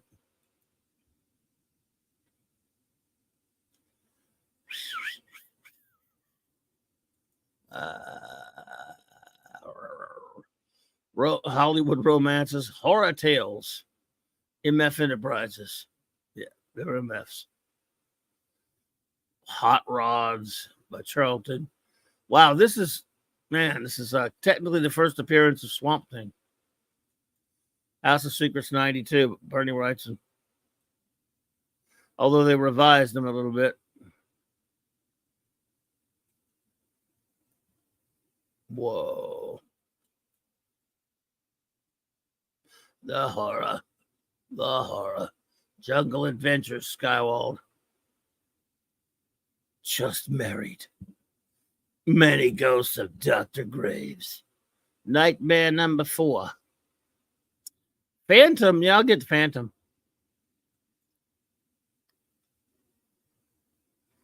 Pat Boyette. You know. Beggars can't be choosers, you know.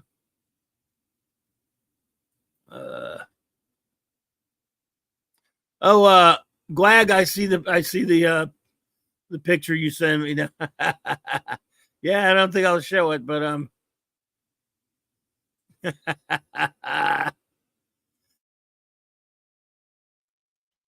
hilarious. You bad man, you. Back before Alan Moore had a beard. No, he probably always had a beard. Yep. Did Just Married have a companion title to Just Divorced? Back then, I doubt it. It would need one of many years later, though. I just say it, man. Let's see. So, they have Butch Cassidy comic and they have a Sundance Kid comic. Wow. Think there'll be a team up?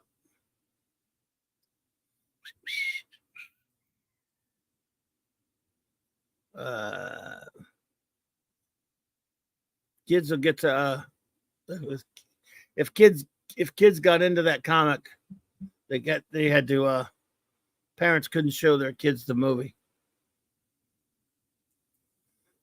How did it ever get past production team on that comic book? Which one? I'm glad.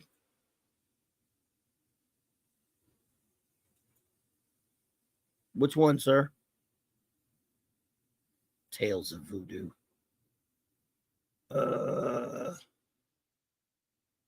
Avengers 89.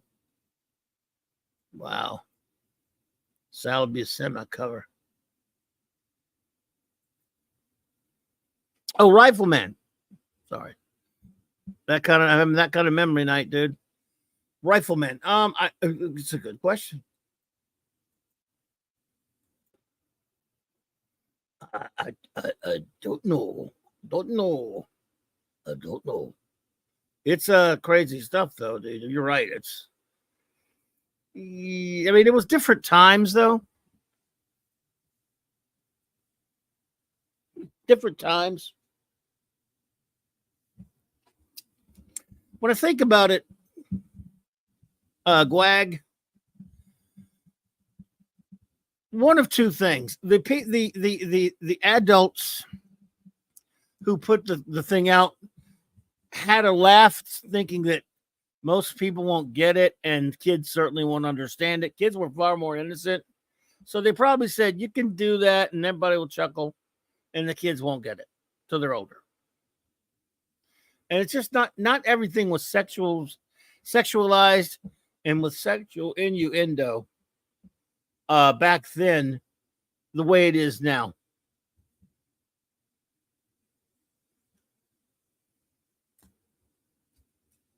That somebody from today will immediately laugh. Back then, I just don't think it's the kind of thing that would occur to people back then. People, quite frankly, didn't have their mind in the gutter as much. To be honest, I don't think, Could be wrong. I wasn't there, was I? Well, I was, but I was at this point. At this point, I was like maybe 6, 7 years old. So actually, when that comic came out, might not have been born. I was thinking of what the comics we're looking at now. Now that you mention it,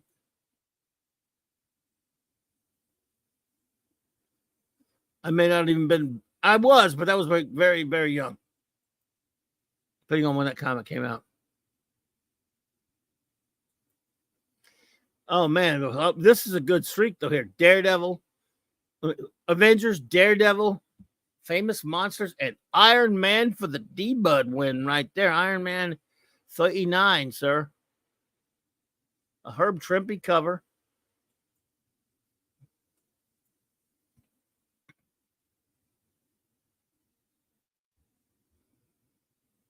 Herb Trimpe. Rare for a rare Iron Man work for the Herbster right there. Let's see. Jughead, Live with Archie. Kid Cold Outlaw I might get. No. Rawhide Kid Colt 2 Gun, the reprints, but sorry. Submariner, I'm getting that. Superboy, yes, sir. Superman, of course. Thor, of course. Bop. No on all these. Spidey, of course. Captain America, of course.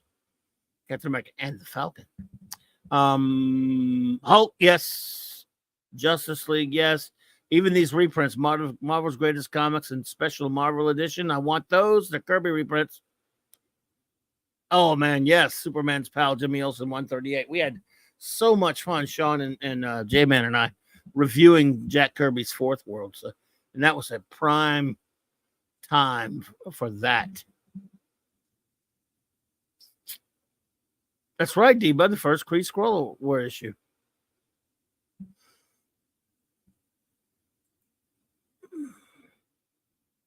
Nice stuff.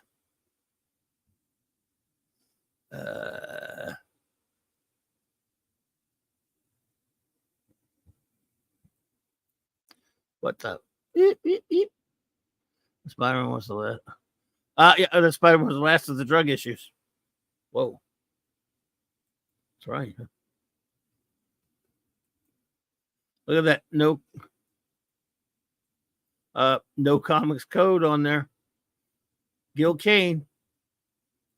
The great Gil Kane. But you're right. Yeah, D-Bud. Good spot.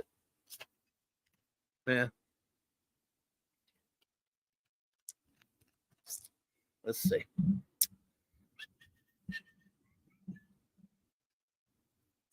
Where were I? Okay. Love that cover.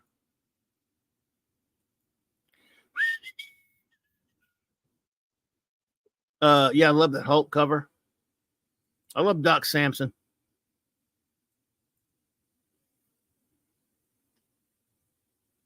I think this is the first appearance of Doc Samson. In that form, anyway.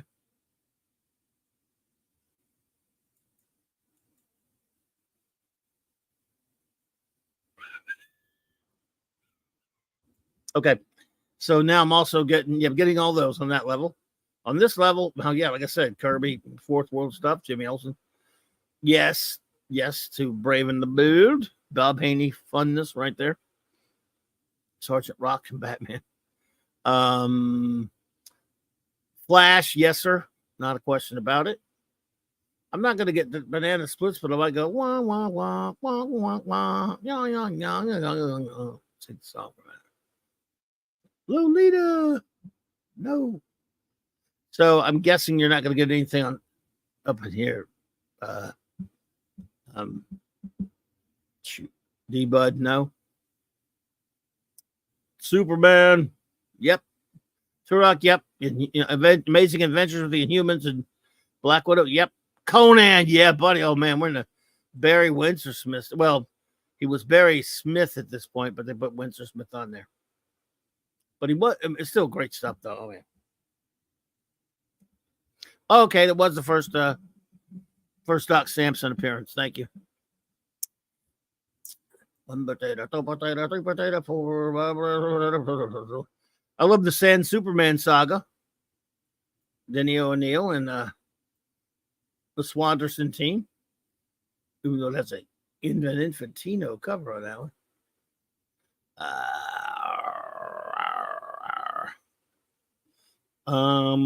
Yeah, New Gods. Oh yeah.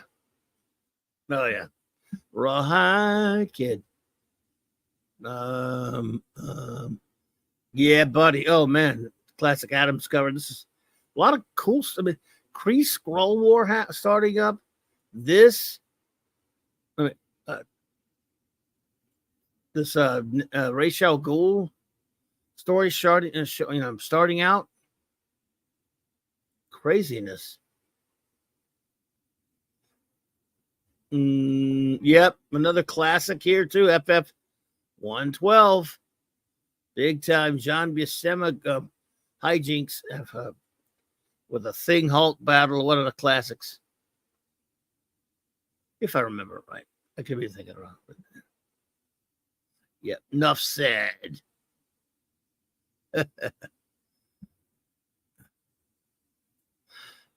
The OG's Ra's al Ghul saga is my all-time favorite Batman storyline. Well, I don't blame you. It was really cool.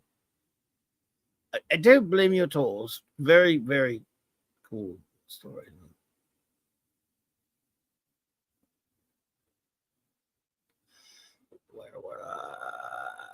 So, Road Runner. You forget yours to your beep, beep. Boris Karloff comics. Eerie. Believe it or not, I'm Ripley's Believe It. Or not. Sugar and Spike. Sugar and Spike and all things nice. Kisses sweeter than wine. Definitely getting World's Finest. Adam's cover. That looks good.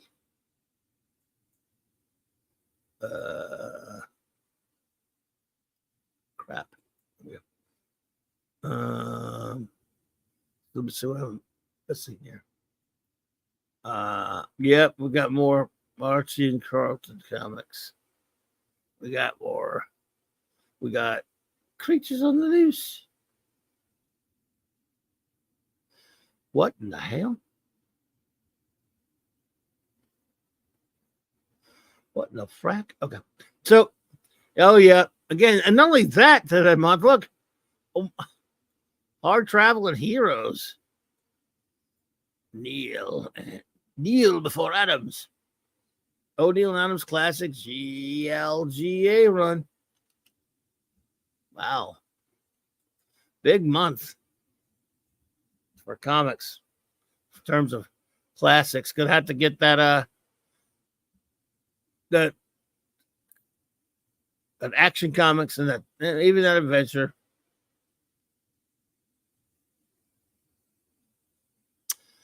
Shoot. Vampirilla. My goodness.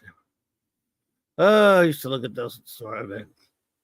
Crappy Supergirl costume. Batman seemingly getting back on his feet. Why? Oh, HR puffing stuff, but I can't sing it. There's a Batman Robin. I mean Batgirl, sorry. Then yeah. That was 1971. Dick Dillon at his peak on World's Finest, yes.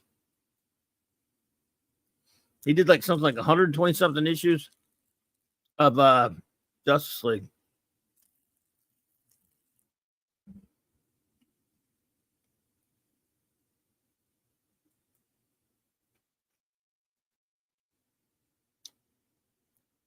Oh, I'm sorry.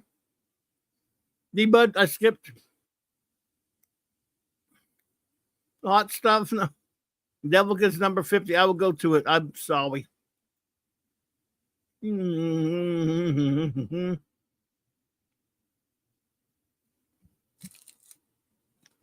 I'm sorry. I will find it.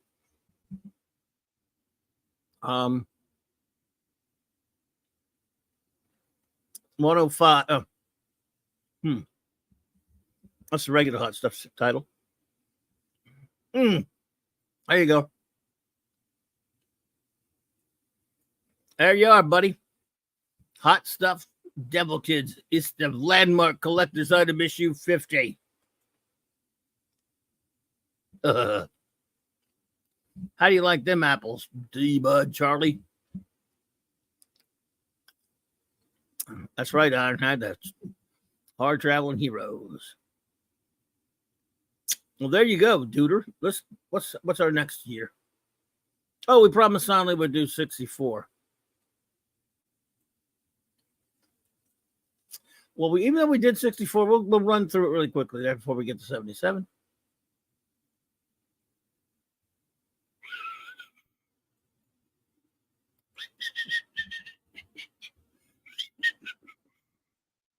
Like already, did we just do that a few minutes ago?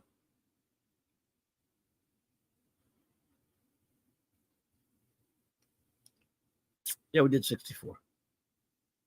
We actually did 64 tonight. It was kind of a weird small month. So I'm sorry about that, Sonley, but let's do 77.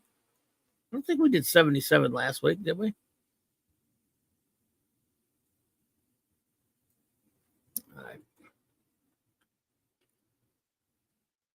All right. Okay, Sonley. There you go.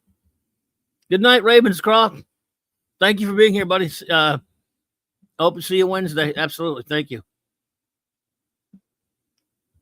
Okay. 77. I don't know if we've done that or not. I keep losing track. Might have. Anyway, goes without saying that D-Bud is buying these Archie books. I don't know if he's getting the Fawcett stuff. Is he getting Star Reach? Quack Star Reach. I doubt it. He's certainly not getting Terra Tales. So now, all right, I am, even though this was in the UK and I couldn't get it, since it's on here, it's a spinner rack time machine. To hell with it, they can get it. So I'm buying 2000 AD Prague number 7. 7. Wow. It was just getting started. And that was a weekly series, a weekly publication.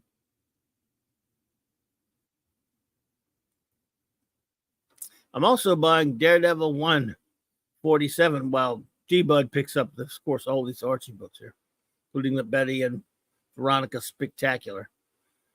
As much as I hate to do it, I'm going to get Invaders, even though Frank Robbins and Frank Springer to the inside. It's got a great Gil Kane, Joe Sinnott cover. I'm going to buy it, and I'm going to piss myself off when I open it.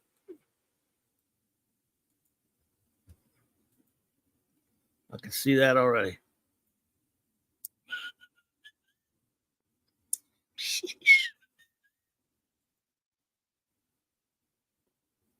All right. Jonah Hex, Yepper. Oh, yeah. Karate Kid number 9. Got to have it, even though it was not a very good series. It was still Karate Kid. Yeah. Archie for D-Bud. Marvel Preview Magazine. Yeah, buddy. The Thor. Marvel Super Action reprints of Cap. I think from Tales of Suspense. We'll have it.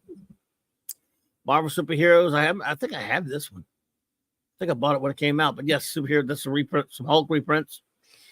Marvel 2-in-1. Hell yeah! I never missed it. But The Thing and Shang-Chi, the Real Master of Kung Fu. Not that movie garbage. Sabrina the Teenage Witch. Archie. You picking that one up, right, D-Bud? Ironhide says, love in chat. There's an obscure 2080 documentary from 1986 floating around on YouTube. Really? Wow. I need to see that.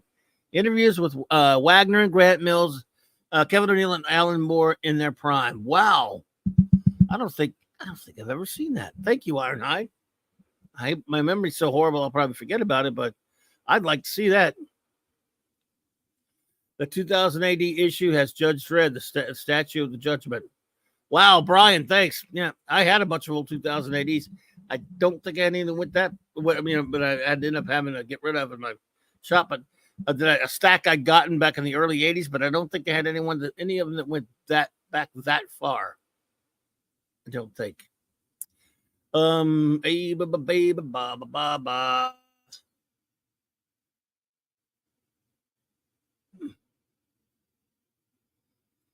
Invaders the Invaders had better art than Micronauts 15. Who did 15? That's not the Ditko issue, is it, by any chance, Quag? It's not Michael Golden. I think it was before Pat Broderick. I'm sure you'll tell me. Let me know who did it. Let's see.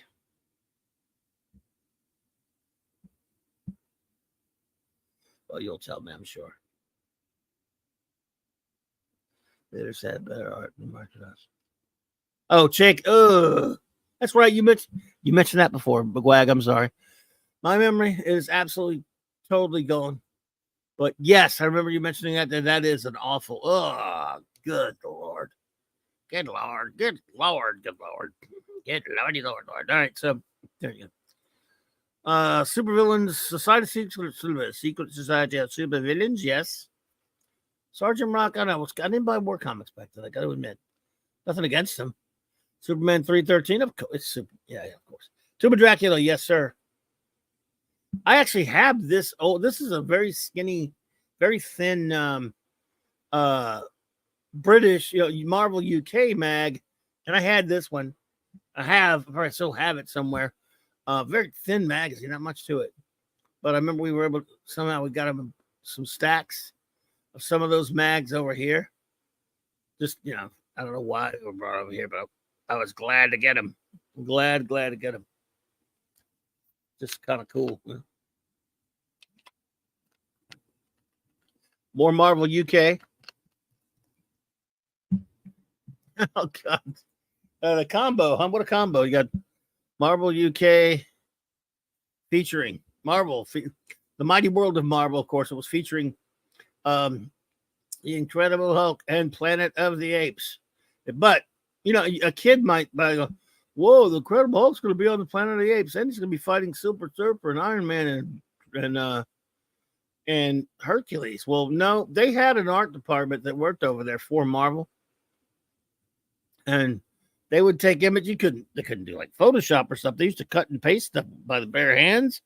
And they had artists that could touch things up, or artists that could ape certain styles. This, for example, I happen to know was the heroes part. There with Hulk, punching Hercules and being attacked by Silver Surfer and Iron Man. That's art. That's someone else doing a fairly credible, Buckler Kane type deal. And of course, sometimes it was people like Buckler and others who were good at, changing things with the styles and stuff. John Platt. What's up, John Platt? Good to see you. So yeah, that was pretty cool. Yep, I get all these Marvel UK books. I never bought Black Lightning much. A lot of people did. Tony Isabella's don't say it. Hot stuff for D-Bud. Justice League. Yes. I wonder if this is for those who don't know, another interesting run. In fact, someone here was just talking about, was it Gwag or who was it, about the Dick Dillon stuff on World's Finest. Of course, this was Dick Dillon still on the series with Frank McLaughlin inking him, and Steve Englehart, asked Jack though he is in real life, had a pretty good run on Justice League at this point. And I wasn't long, maybe 6, 7, 8 issues, something. 9, maybe 10. I can't remember exactly, but the Englehart run on Justice League was pretty good. Ironhide says Steve Englehart may be the greatest writer of the Bronze Age. I think he would rank his Detective, his Justice League, some of his Avengers. Yeah, I mean, I can't, as much as he said some stuff that really aggravates me in terms of what he said about Kirby and stuff. He was an excellent writer, and yeah, he would rank for me up there. And I'm not saying I have anyone to put up against him immediately or over him immediately that I could think of. Although Jim Starlin was pretty good. He drew his own stuff, though. That was an advantage.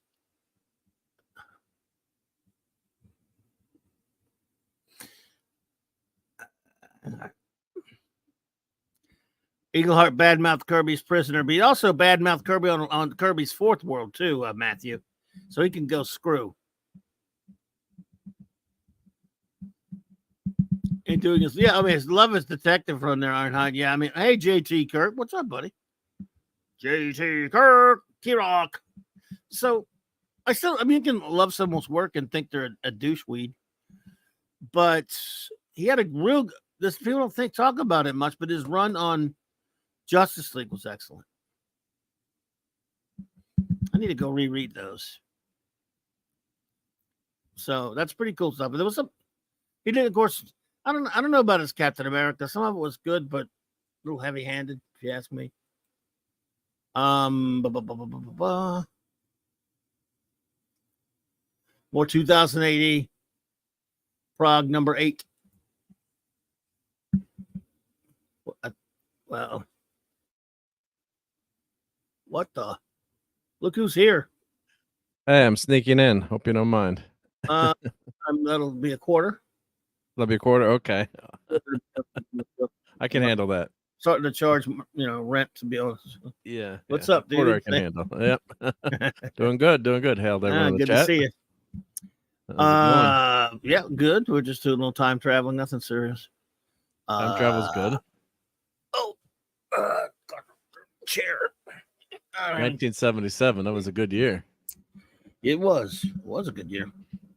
And that's when I started collecting comics, or my grandfather started bringing me comics. So those are the first comics in my collection are from 77. Niceness. Yep. Well, I'm definitely getting that 2000 AD issue, and of course, Amazing Spidey goes without saying, right? And of course, we all know D-Bud's getting this Archie, and this Kirby cap, needless to say, is mine. Nice. We're at the comic shop buying our new comics in 1977. Let's see, I guess it's the Celestial Time comic shop. Nice. Ironhide, yeah, that's true. Damn, Englehart made moolah off Kirby's Mr. Miracle when he was writing the time. Oh yeah, look, he made a lot. All of them made money on Kirby. He said some really crappy things about him, so he could kiss it. John Platt said, very good morning to you, sir. I am making my way into work now as it is 4:56 a.m. Wowzer. Well, it's good to see you, man. I'm glad. Be careful out there. Yep. Have a good day. Yep. Yeah. Will Mark be picking up Aliens versus Avengers Annihilation 2099 comics? What? I haven't put those on my pull list yet. No. Will they be? Are they doing that? Why? Why not? Well, because it's going to be crap. I mean, it's easy to come up with a counter argument about it. I guess why should that? You're right. Why should that stop him? Everything Archie. That's of course for D-Bud. Flash. Yep, buying that still. I think we're still in the front. Carrie Bates Irv Dovick. Yeah, I love this era of Flash. Golden Glider. Look what came out this week. Oh, well, we'll get to that. Sorry. Freedom Fighter. Yeah, I think I got to get Freedom Fighters. I was getting that back then sometimes. Buckler Abel. Dick Ayers. No. Marvel Triple Action. Yeah, we want Avengers reprints. Just like we got FF reprints of Marvel's Greatest. Yep. Master. What issue is that a reprint of? Oh. What? Let's see. The Marvel Greatest. Sorry. What's that? Did they go in ordered? Like, did they start from 1 and start reprinting, or they just went randomly in those? I don't think they started at 1. They didn't start at 1. I don't remember. I can't remember where they started. They may have started at 1. Marvel's Greatest Comics. Never paid attention. Marvel's Greatest Comics had a different. I could have to check and make sure I can find out. So, now this reprints FF 89. Even though this is Marvel's Greatest Comics number 71, Master of Kung Fu. Yeah, what he really was, the Master of Kung Fu. Yeah. Creepy, nah. Oh, sorry, what the Eternals? Sure. Yeah, I'd have to have that. I might even get Miss Marvel. Because it's got MODOK on the cover. Yeah. And I like that costume. That's the bare chest, not the bare chest, bare midriff cover. Yeah. Bare chest would be in big trouble. Yeah. Yep. It might be the funny thing is when you think about it, it's like, oh, she's, the costume's showing a lot of skin and just a little bit of coloring covers it up too, right? It's the same figure, but they always laugh about that. It's just because all the outfits are skin tight anyway, right? So. Yep. Did anyone like the Spider-Man Reign miniseries? Not sure why they thought a sequel series to Reign 2 needed to be done. I didn't touch it, the Gwag, so I don't know. Did you touch that one? I didn't touch that one either, no. Add read it there, buddy. Yeah, this was I think this is thank you, D-Bud 89, yeah. Yep. Jim Mooney and Joe Sennett, but I would have bought it. It's a good cover. Hey, yeah, buddy, Nova. Oh my God, Nova 11. I like how it opened it up with on the splash page. I think it was this issue. It says this is definitely the greatest issue, 11th issue of Nova ever. But back then that's so cute because back then they didn't know there were going to be 50,000 titles for each character. Yeah, right. But they're right though because nothing ever topped it. Yeah, but I love this. God, this is so good. I love Nova. Man, screw them. Red Sonja. Yeah, I'm gonna get Red Sonja. I'm buying this. Yeah, just Frank Thorne probably. Yeah, Frank Thorne issues. Red Sonja was just fun to look at, if nothing else. Interesting art by Thorne. Now look at this. Look at this, baby cakes. Bad Albert. Wow. Obviously, this is a smokescreen comic, but it's a fun cover because it's got Kurt Schaffenberger with Soups punching the big red cheese. But yeah, that's actually not what. It's a fake. I mean, it's a bait switch. But look what came out. You read it? Oh yeah. Yep. Look what came out. Yeah, this week classic. we went. Whoever picked 1977. Let's see, who was it? Ravenscroft. Ravenscroft had to leave. Ravenscroft picked 1977. Too bad he couldn't be here for this. Ravenscroft picked it because this is. That came out before the movie was released, then? Oh yeah. Most comic book adaptations did back then. Wow. Let's see the actual release. So I wonder if that didn't sell that well in because Star Wars wasn't a big hit. Took a while to become a big hit too. It didn't April 12 release date. Right. So Star Wars was out May 21st. What was it? Or May? It had various. May the 4th. They were different. It was May something, but the point, 21st. But they had, of course, some places didn't get it till later. But yeah, that was the official. Yeah, the official first release. Yeah. So you had newsstand date April 12, 1977. Newsstand date April 12, 1977. Copyright date March 8, 1977. Law of Congress. I mean, see that? So see that right there? Yeah. That's awesome. Yeah. Isn't that something? That's legendary right there, was it? Condor indeed, D-Bud Martin. Yeah, I didn't buy that when I think issue 8 was my first issue, and I think I bought like a 3-pack. It was a local store like that, the 3-pack comics. I remember so excited to get the 3-pack of Star Wars comics back in the day. Oh yeah, it had the rabbit on the cover. What was the Jackson? Jackson, the bounty hunter. Was it Jackson or Jack Rabbit or whatever? Yes. Now, this is Later, they came out with a second printing that had 35 cents on it, and I can't remember which one had the lower print run. And of course, there were a few print runs on this, but this was the first print run, of course. So that's pretty crazy. I always forget which is which. I think it's the 35-cent one is more rare because of some gobbledygook reason. Anyway, Thor. I'm getting that. I might even get Welcome Back. Your dreams were your ticket out. Welcome back, Carter. I wouldn't have bought that at my age, and I was too young to buy that. Yeah. You wouldn't have bought it? I loved the show at the time, but I can be frankly, I didn't buy it. I didn't buy it back then, so I probably wouldn't buy it now. Now I would, but no. And since we're time traveling, I'd probably buy it now. I love these Marvel Cape. I was showing this one earlier, the other one. Marvel Cape, they would just slap shit together. Like their art department redrew some stuff. You've got the Mighty World of Marvel, The Incredible Hulk, and Planet of the Apes. Okay. And you got, that's not even from an actual Apes comic. They took that from something else and redrew it. Marvel UK had a tiny art department that used to do that stuff. Wow. The Star Wars comic quickly became an in-demand back issue when the movie took off. Yes, sir, D-Bud, it did. Didn't George Lucas want the first issue of the comic out before the movie in order to advertise the movie? I don't remember reading that, but you could probably so Gwag, which he changed his tune later about that kind of stuff, but could be. I don't know.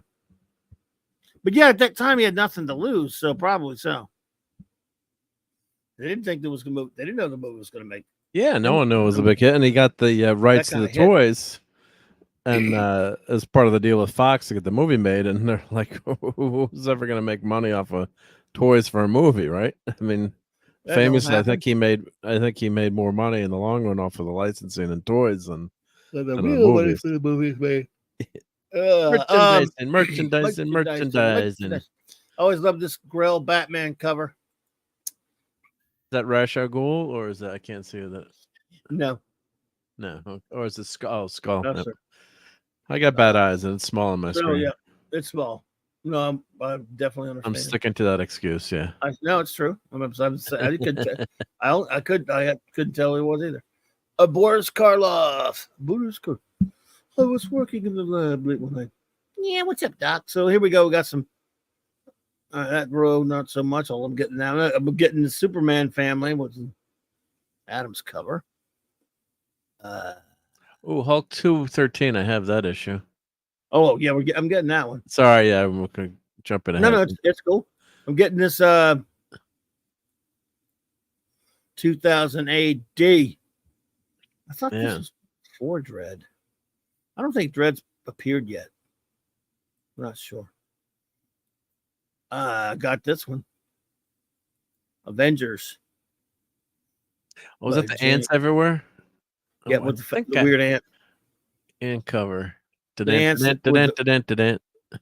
the weird ant cover. They got like weird too few legs or something. So Kirby Black Panther. Weird and stuff. I love it. That's gone way up in value lately. That was a relatively cheap book for a long time. Yeah. Weird. I don't think it's not uber expensive, but it's right. It used to be in the dollar bins or We are the champions, my friend. Like John that Byrne Black Widow. Yes, John Byrne did this. Long hair. Yeah. That book usually had really shitty art though.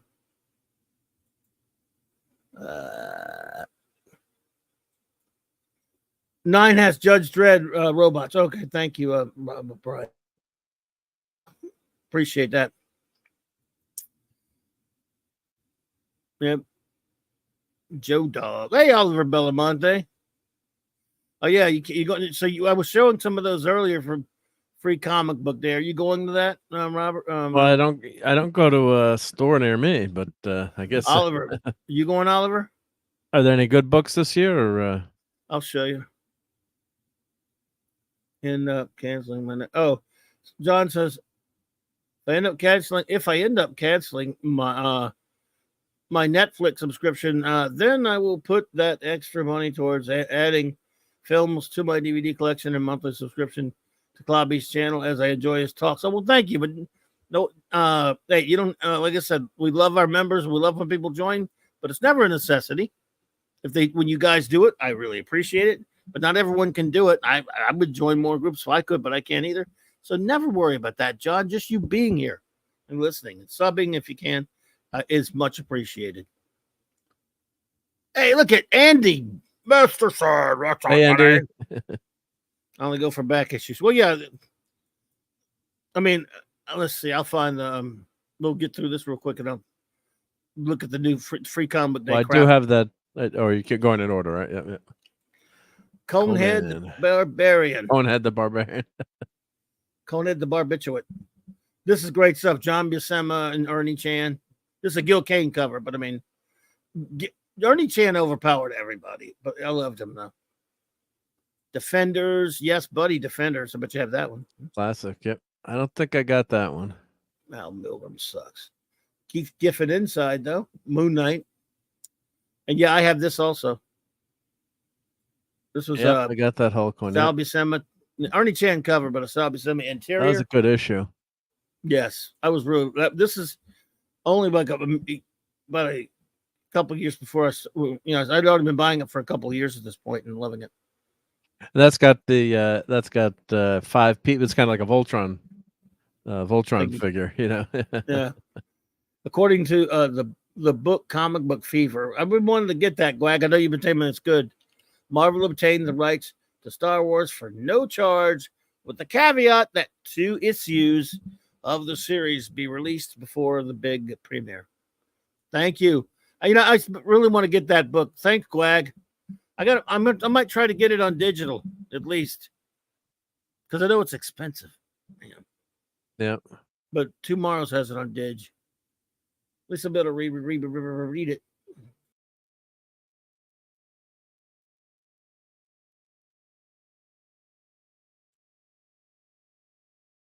Oh, we lost Clobby. Oh, God damn it!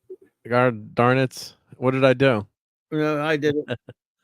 Did you click the Wrong thing? You clicked the wrong thing. Yeah, I've done that before too. Yeah. Would you stop garrying it? I garried. You garried, yep. This time it was, yeah. At least it wasn't a glitch. It was me being a dumbass, which is what I usually am. I hit the wrong. Well, never mind. Now, I was in the wrong window, right? Yeah, so that's cool stuff. That. Yeah. Do you have this issue of Logan's Run? I do not. Gil Kane cover. George Perez did some of these, but he didn't do this one. Ugh, Tom Sutton, yuck. No, it didn't get disconnected, JT. I just hit the wrong button like a boomer. Yeah, I didn't boot him out. Yep. I booted my dumb self out. Okay, let's see. Anything in particular? Well, of course, we got to get Marvel Tales. Omega. Anyone else? But I bet Gwag and I bet a couple of our other guys bought Omega the Unknown. Just admit it. It was Steve Gerber. Gil Kane cover. Even I look, when this came out, I was buying other stuff. I didn't, but I looked at it and just didn't mess with him. Who bought Omega? You can tell me. No one's going to laugh at you. Wag, did you buy Omega? I'm teasing. There's nothing wrong with it. I was just being good. Yeah. The art kind of sucked, though. He didn't last long either. I did not buy that. Another attempt. Yeah, another attempt just to. No, never got Omega. Me either. The art blew, and it was just an attempt to try to make a new hero that they would sell. It didn't work out. Yeah. Ooh, Rawhide Kid. I always like the Rawhide Kid, but I don't the Raw that Ass one. Kid. That's a Gil Kane cover. That's a reprint. Oh boy, Luke Cage, Power Man. Interesting cover by Jim Starlin. That's a Starlin cover, but the inside is another kettle of fish altogether. Brian, no, they don't have they're never going to have a Logan's Run omnibus. They would have to pay the company probably. D-Bud bought it. Only bought the first issue of Omega. It didn't do anything for me. Yeah, I guess that's why it bombed out quickly. And Gwag said he never saw it on the newsstands. Fair, it's a fair call. But society is to blame. Omega, that's classified, JT says. All right. So, who bought? All right. Real confession time here. Did anyone buy Richard Dragon Kung Fu Fighter? Everybody was Kung Fu fight. Well, not everybody was Kung Fu fighting, but lots of people were, yeah. But a few people were a great number of people were Kung Fu fighting. So, any of you, okay, let's have it. You didn't buy Logan's Run. You didn't buy Omega the Unknown. Did you buy Richard Dragon Kung Fu Fighter? Not an accusatory question. I'm genuinely curious. This is issue number 16, and it went higher than that, I believe. It's like, I think there were. Well, I know that it had this story going on in it. Denny O'Neil wrote it, and then they had to end it in like DC Comics Presents because it didn't make it. Joe Dog says, "Do you like the Bob Rozakis run of Teen Titans?" I like some of it, Joe Dog, but I got to admit, after a while, and sometimes it's some crummy art. I remember he got confusing with the Duella Dent character he created. She was called the Joker's daughter, but she turned out to be Harvey Dent's daughter, not the Joker's daughter. Then she became Harlequin, and then she became a part of the group. I remember I was reading it when that stuff was going on, and I believe that was Rozakis. And then I just kind of think I got lost interest in the series. Then, of course, when New Teen Titans came out, oh my, So, what about you, Joe Dog? Oh, now, like I say, because Joe Dog's a lot younger, but I love how Joe Dog reads a lot of the old stuff. So, are you liking it? Have you reading that, Joe Dog? He's been reading all kind of old stuff. We have no confessions about Richard Dragon? No, none of you read Richard Dragon. Well, don't worry, I didn't either, by the way. I never touched it. I just remember seeing it going, huh?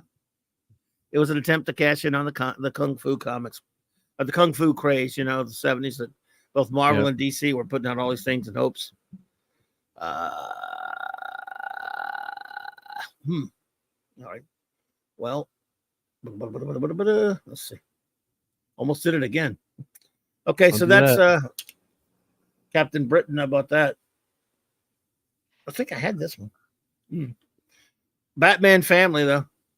Was that Marvel UK? Would that have been available stateside, or would that have been not available here? It was not available initially here, but in the 80s, I used to find like stacks of different Marvel UK mags all the time and bought them. Good answer, Matthew. I have the Kirby issue. Kirby did an issue of Richard Dragon. But I bought a bunch of these, and I think about that one because I found them somewhere in the 80s at a con somewhere, or was it a comic shop? Something like that. I found them like dirt cheap because they're very thin. I mean, there's almost nothing to these. Like, good Lord. I mean, I think it says here they're 32 pages. Doesn't feel like it. I mean, like it's really, really tiny. It's big in size, like a magazine, but it's on really flimsy, like a newsprint type paper. I like some of his run, except for the Joker's daughter being member of the Teen Titans. Bad decision. I like Mal and Bumblebee. Did you like them? Yeah, I thought they were kind of weird. I thought it was, like I said, Duella Dent was a weird character. Anyway, call her Harlequin. Way before Harley Quinn. There's Batman Family. I used to buy that. I love Batman Family. Yeah. Stories of Batgirl and Robin. Yeah. Bomb, bomb, bing, bing, bang, bong. Oh, yeah. Again, I get a kick out of these stupid Mighty World of Marvel. We got we got Hulk and Planet of the Apes. That's a strange combo. The ding dong, but these were cool. They were called Spider-Man and the Titans, but not the Teen Titans. I never found any of these, by the way, but Captain Britain you can find. All right. New Gods. The Return of the New Gods is poo-poo. Legion, yes. Some Grail Legion cover, goodness. All right. What was it? We're supposed to do new comic book day again. We'll do it right in just a second. Kirby 2001. I know you have I this. wish I had those. No, I don't. I wish I had those. Yeah. Machine Man. Yeah, I love Machine Man. Very cool character.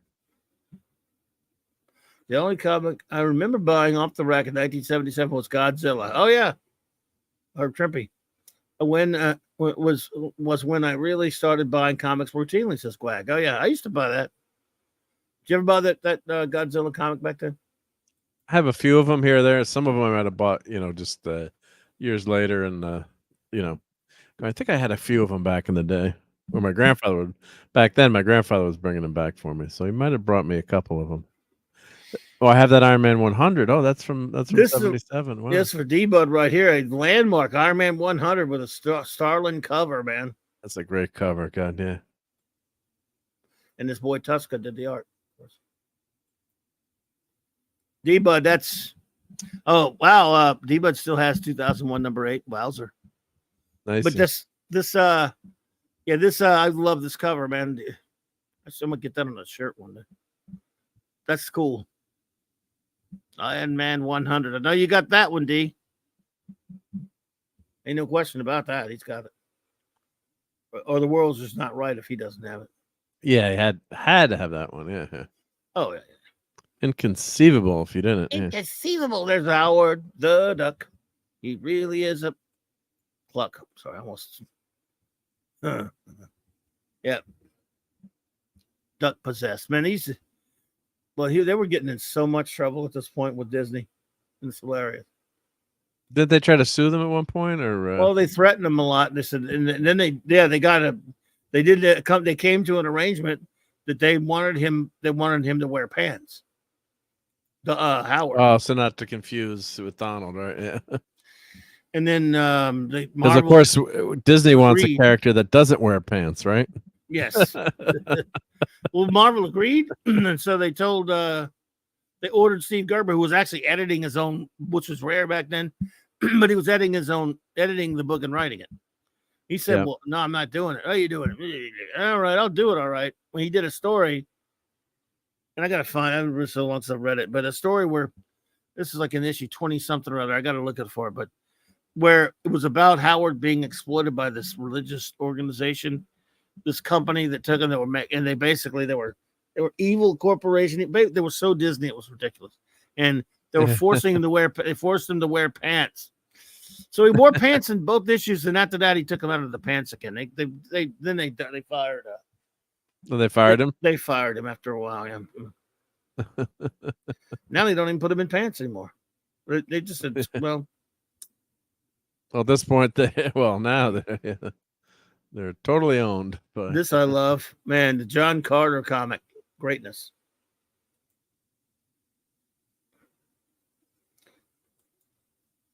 Yeah. Marvel's releasing What If, how Donald Duck became Wolverine, so it was now come full circle with ducks. You don't have any new comics, do you? I do have one new item that came in. New comics? You could say new comics, sort of. John says, I'm doing a tease here. Okay. John says, yeah, I know what you mean, Clobby. Reading UK comics, which a lot of titles were printed on pulp newspaper stock. It was like thumbing through your dad's tabloids. Plus, they were fragile and I found a bunch of those Captain Britain comics back in the 80s. Those things were already kind of really frazzled. So I can imagine. Oh, it's those newspaper. Yes. Wow. I mean, I don't know if I still have any of them now. If I end up selling them because we're in a big stack of stuff, I'd love to still have them, but I don't know if they're not in great shape probably now. But I'm sure they're still floating around out there, huh? Fragile, as they say. Fragile. Well, that's the way. It was Fragile. Well, in a Marx Brothers movie, they said Fragile, but mark it Fragile. Yep, Marvel Team Up. I'm getting that. Sergeant Fury and Howling Commandos reprint. Getting that. Peter Puck and a Spectacular Spider-Man. And hey, look, Spidey Super Stories with Thundra. I love this Tarzan series. This was an underrated series. You know, John Buscema, of course. I got a couple of those or later issues. Yeah. Yeah. Oh, cool. Raven Bold. Wonder Woman. Oh, I have that Richie Rich Harvey. Yep, I recognize What? that cover. That one? No, to the right with the girl. Well, that makes you and D-Bud have that in common. I bet you dollars to donuts. I recognize that cover. Is that Dot? What was her name? Dot? I don't know. Is that Little Dot? I don't know. Was that it? I'm trying to remember her name. All right, D-Bud, you have this one right. Marvel's releasing What If. Oh, yeah, you already put that. I bet you have this one, DD. D-Bud, DB. Yeah. I just remember that damn cover, but that was my grandfather was bringing back Richie Rich, and then when he brought back, Adventure with Superboy on the cover, that's when I'm like, I want more superheroes. I don't want the Richie Rich comics anymore. No offense to the Richie Rich fans. And my sister was, loved reading those too. So, but yeah, it's just that's just so funny. Yeah, nice. He didn't have it, but he'd buy it. So there you go. It's a vehicle. All right, let's see. Up in here. All right. So, good night, or good morning for you, John Platt. Thank you. Take care. Have a great day at work. Great day at work. Be careful out there. So, what was I? Okay, well, we probably just they had some of them on there from 13th, but they probably just Google it. It's Free Comic Book Day. Let's see, Free Comic Book Day. I'm trying. There we go. Full lineup Free Comic Book Day. Here we go.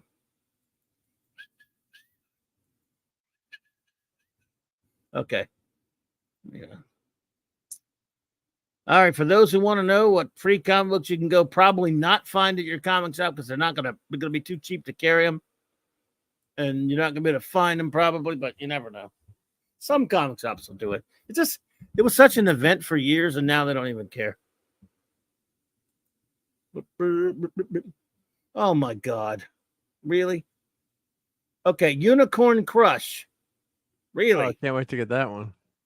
Oh my God. So there's gonna be so much garbaggio. Well, it is free, right? Yeah, but it's free. It ain't free to the comic shop though. I didn't realize I didn't realize they had to. So how does that work? They have to pay for buy the comics. I mean, not gigantic money, but they pay for it. Yeah. What? You think it would just all be donated? I mean. Oh shit! No. Well, they pay for the shipping on it. And they pay for some other. In other words, it costs them something to get them. They don't pay like they would normal comics, but they do pay for stuff. They have to pay, have it shipped. They have to pay if they get a certain amount of them to give out. Yeah. Yeah. If they want more, that's why I don't know about you, but most of the times the free comic book day down here, especially, well, most of the shops I've ever had to go to, if you go in the middle of the day or afternoon, most of the stuff that you might want to get is gone. And most of because people they let people pick and choose, and some of them limit quantities, but they charge the comic shop owner a little bit, and they charge not only plus whatever the shipping is. Okay, the words of James Tyne, I don't know what that is. No cover. Some of these don't have covers. Yeah, or they just don't have the cover out. Yeah. Hellboy, Stranger Things. Johnny Quest, wouldn't mind getting that one. I'd buy that for $1. Or for free. Some shops around here have still like stacks of free comic day crap that they couldn't give away for 2 years ago. Yeah. Teenage Mutant Ninja Turtles. Bundles of 20 for bundles of 20. See, you got to buy bundles and stuff. That's another thing. You can't just buy a few of them either. Oh, you got to get 20 of them. Yeah. Well, yeah, that makes sense. What a retailer does, yeah. The comic shop I go to give out 2 free comics and 25 cents for every comic after that. That's bullshit. Really, Gwag? See, that's wow, that's terrible. It's supposed to be free. If they're false advertising, suckers. You only get 2. That's terrible. Well, 25 cents is it's almost like nothing though. Yeah, but Still not fair. good form. Yeah. Well, I mean, don't call it free comic day anymore. Yeah. Um, Sort of free. yeah, not free. That too. Call it limited free comic day. Intergon Universe, don't know what that is. It's from Image Skybound. Ultimate Universe Spider-Man 1 bundles of 20. That means you got to get 20. I don't know what that cost them.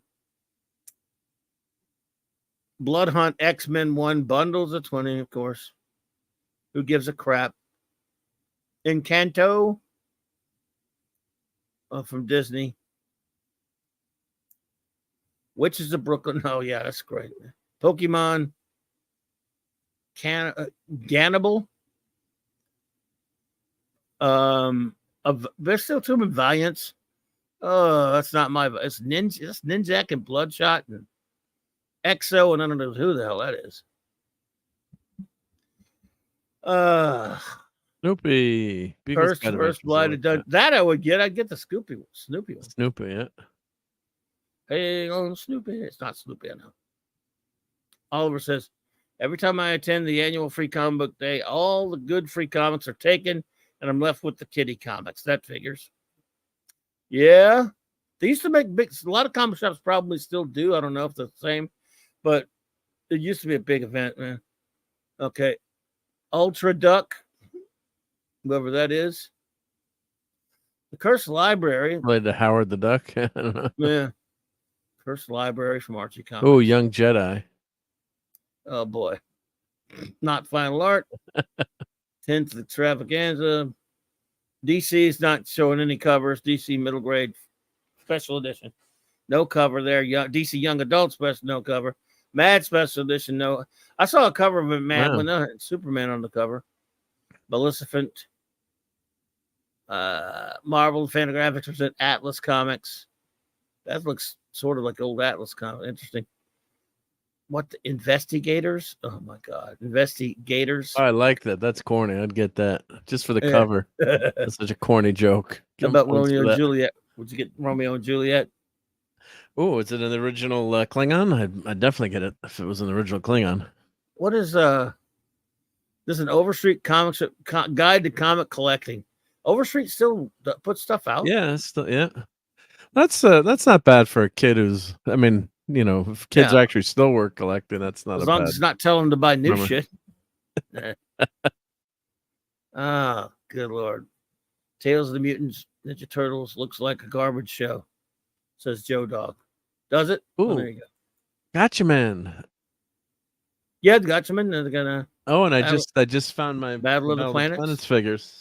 If everyone that was there for the member stream, I found Mark, Tiny, and Kiap. I actually put them on the wall. I replaced. It was very toxic of me. I replaced Invisible Woman and Marvel Girl. So I replaced them on the. I figure I rotate some figures every now and then. So Wag says Overstreet puts that book out every year. Thank you. That's pretty cool. Gatchman, you got to try to get that one. Yeah. Flash Gordon looks pretty cool. Let's see what they're doing with Spidey, as I'm talking about going to the toy store. Spidey and his amazing friends. Yeah. I guess you're gonna go get this one. Probably, yeah. Star Wars. Popeye. Loud House. I was like, that Star Wars, is that a reprint? Is that going to be a reprint, or is it going to be a totally separate issue? I wonder. Don't know. Yeah. Yeah, Ragnar, that is not Spider-Man and his amazing friends. Yeah. I don't see Miss Lion in there. No, it is definitely not. But that's how they're marketing Spidey these days. Poopy Diaper Dribble. The Loud House. Asterix the Gaul. Wow, I hadn't seen that in a while. The Night Librarian. Mean Meow. Tons of Strange. Ugh. filthy. Oh, I can't wait to get that one. I bet. But Yeah. that looks cool. Conan, yeah, that's what I meant. Conan looks cool. Yeah, you don't want this filth right here. Disgusting shit. Oh, Far Cry Far Cry. You know what that is? I don't video even know what game. that is. Yeah, video game. Mm. Yep. Street Fighter. One Piece. Oh, I'd get that. Ryan, I get that for my son. Let's see.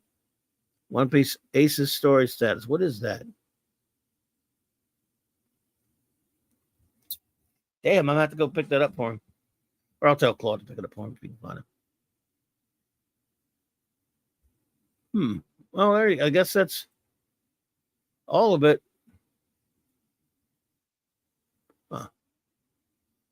Announced. I think there's less. I think that's November. Issues now. See if this when this would come out. November. Recon today. That was such an outdated one. Let me see this one.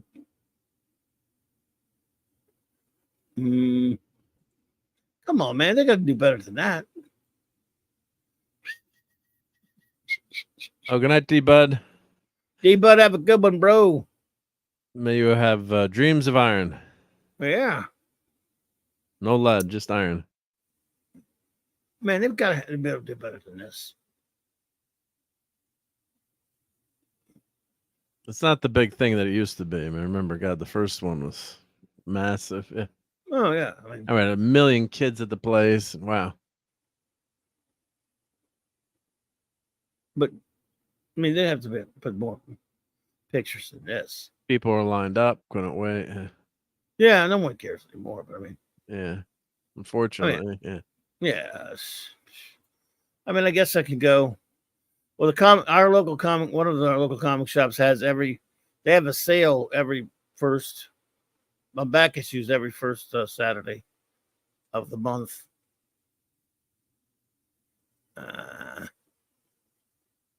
Let's see. Maybe this has one. There's a list of them. Where are the covers? You think there'll be some more update lists than that?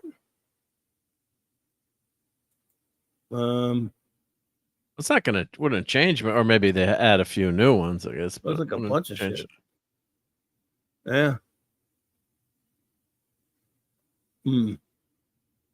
Well, I don't know. I mean, yeah, but that was an old list we were looking at.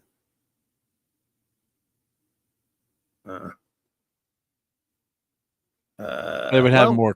They were more pictures of the covers, probably, right? Yeah. Yeah, I would think somebody would have better. Yeah, that kind of stuff. Yeah. All right. Well, nobody fucking has them with that one freaking free casting thing there. So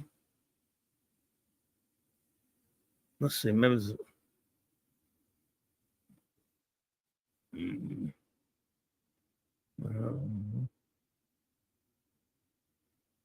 all right.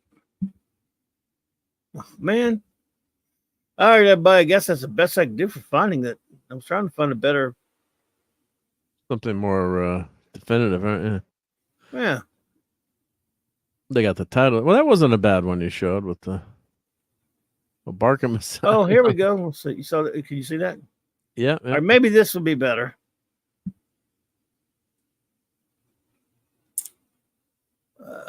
All right. Okay. That's no cover. But Barkham Asylum. It goes the Okazuzi, whatever. That's supposed to be Big Barda. The Big Barda? Oh my God, no! Oh, are you shitting me? Look, no, it's thank you, Barda. Jack. Kirby's not around to see that. Yeah, that's her. That's disgusting. Mad Magazine. Yeah, this is the one I was saying something earlier about. What is the job for Superman? What's this stupid shit right here? Oh, you can't get rid of the bar. That's all right. Just Why? ignore it. Yeah. It's just the way their website's set up. It sucks. So it's mad. I'm already in costume. That's funny. But that's it. That's the only one that has me. Well, shit on the stick. Well, dang it. That's all we got. I guess, yeah. Well, we didn't get to see the Mad cover before, but yeah. Yeah, I saw that on something else earlier. On Sunday, Saturday. Sorry. Well, shit. All right. Well, said you got something to show us? It's something, yeah. If you can kind of guess what it is, it's should be pretty easy All to right. guess. But how could I? What's a good tease for that? Without giving it away too much. Well, it's not one comic, but it's a lot of comics. That makes it. And it came in. It's a hardcover. Hang on. Hang on. Let me get rid of those crap here.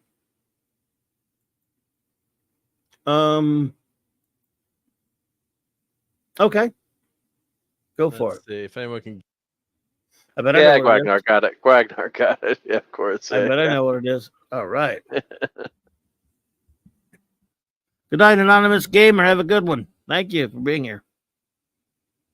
Oh, I just knocked Thor over. Sorry, Steve. Damn it. Well, It's an Archie collection. You got it, Sonley. it's how did you know that? I get the light set up here so it's not too glary. So I guess they worked with Hasbro owns the license now, so they had the something about Hasbro in the opening forward. Oops. Thor fell. Oops. Oh, He'll be fine. sorry, Steve. He'll be fine. Can't hold he's his liquor. invincible. He's invincible. Yep. It's always tricky showing this. Nice. Stuff, Did you open it up? But I opened her up. Just don't look at issue 15. I think is it Gwag or what? Oh, someone saying how bad the art is in 15. What was underwhelming? Oh yeah, Gwag said, yeah. You mean that free comic day crap? Yeah, I think that's what he means. I wasn't looking at the chat there for a bit. Sorry. So I'll just read the little teeny bit of forward here. So tough to see with the glare, but it says on Christmas Day '77, Bill Mantlo was struck by a creative muse. And it came in the form of Son's action figures. An assortment of shiny Mego Micronauts toys ignited Mantlo's imagination. An entire universe's worth of stories is born. Together with artist and storyteller Michael Golden, Mantlo made the Micronauts a Marvel Comics hit defined by cosmic scope, high-stakes drama, and a hearty helping of fun. In addition to Golden's astonishing illustration, the series is also graced with iconic artwork by Steve Ditko, Howard Chaykin, Pat Broderick, Butch Guice, and Kelly Jones. At the heart of the Micronaut saga was a world torn asunder. Baron Kaza had taken over the homeworld, a microscopic planet in the throes of rebellion. Those who didn't die at Baron Kaza's hands wind up in his body banks, their limbs and organs plundered as a horrifying new currency from planetary elites. Mom didn't know that when she was buying me the toys in the comics, yeah. Society's only hope is a randomly forged group of freedom fighters. Or was the formation of the Micronauts random? The enigmatic time travel holds a secret that might just be the salvation of Homeworld. And of course, they list the characters: so Arcturus Rand, Baron Karza, Princess Marie, Acroyer, and Bug. And they never, did they make a Bug figure? I don't even think they ever made. No. You know, Bug was a total creation of Marvel. I don't think they went back. I don't think there's ever been a Bug figure. So. But I do, of course, have. Well, I'll grab one at a time.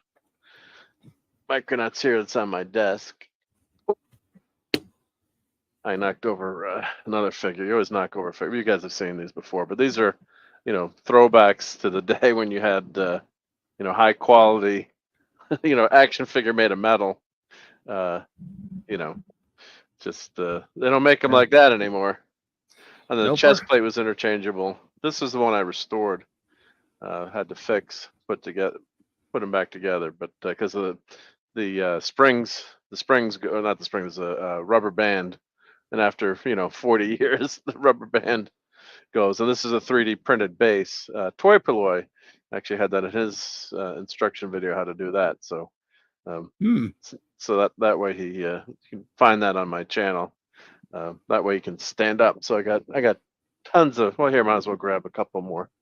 The Micronauts, the show. Oh, oh, oh, Batman! Don't get fall off the shelf. As action figure collector, you go to get stuff. But so this is Pharaoh, and they're they're different colors. So he had this cool coffin sarcophagus that he would sleep in. That's what. So they had different colors of the different guys. But you could take the feet off, and the hands, and the chest plates would come off, and you could put pegs in them, and of course I think this is another version of the Time Traveler. So these are all kind of fragile figures. Break look how thin those hands are, but they survived. I don't know how after all those years of playing with them. We'd have space battles and everything with these guys. Oh yeah. And of course, here's Microtron. It's kind of like the R2D2 of the group. There's Biotron and Microtron. Yeah, so what's nice is they have. It's always fun to. I just skimmed, for a few seconds before tonight. Just opened it now, but the intro and the background. That's always the fun stuff. So it collects annual 1 to 2 and Micronauts 1 to 29. And of course, it's all been restored. And there's a nice intro here. I haven't read this yet, but concept art by Bob Hall in the corner there. But yeah, the print is so nice. And some nice articles or boards. And of course, I remember this. Yeah. Great. So it tells you all about the subatomic universe and the different zones. Yeah. It's very it's a lot of sci-fi in this show. I mean, it's very close to Star Wars. So I don't know what but of course Star Wars is that classic, Prince, saves the girl in distress too. So it's, there's a lot of Right. It's not like Star Wars is that original either. It's just told in a different format. So this is very Star Wars-esque, but I'd recommend if you haven't read the Micronauts, just read. You really only need to. I shouldn't say really only read. Does it have the letters pages? Matthew Powder asks. No ads, but it does have letters pages, right? Yeah. So we'll get to I'm just flipping here, but yes, indeed, Matthew. Beautiful.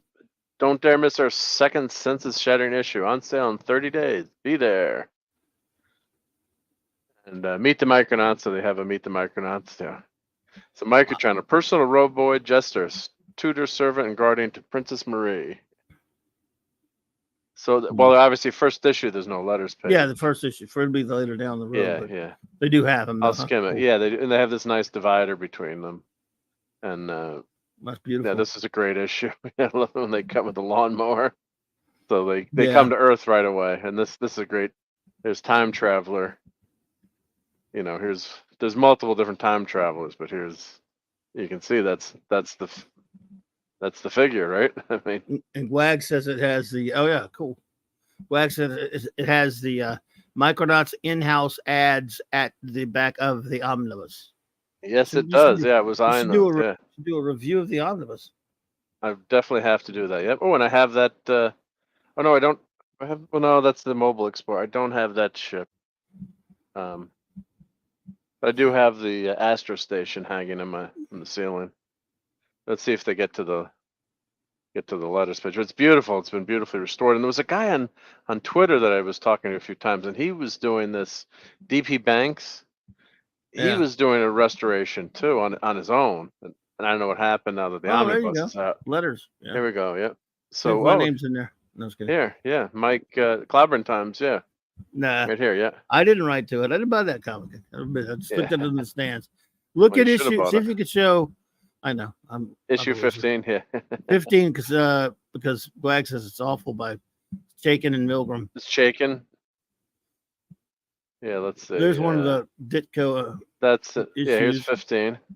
Well, the FF is in this issue. Best New Comic Awards. They killed Microtron and we're next. Guest star in the FF. Is this Chaikin and Al Milgram? Bill Mantlo, Chaikin breakdowns, finisher Al Milgram. Yeah. So maybe Al saved it. It don't It's look not too that bad. I mean, it's not as I'm good not a as big the- Milgram fan. It looks kind of Ditko. Chaikin, you can't see much Chaikin in there. I don't hate this. I got to tell you, Glad. It's not as good as the Golden stuff, but there's Psycho Man. No, it's not great. No, I mean I agree with you to an extent there, Gwag. It's not Golden or Broderick, but it's a fill in, I guess. We'll see who did the next one. Are we back to Golden or No, Broderick? Chaikin layouts, John Costanza Chaikin. lettering, coloring, Okay. Al Milgram editor finisher. Okay, so same. So art maybe it's team. more. Yeah, Same maybe art it's more team. Milgram there. No, it's pretty much same art team. It's not great.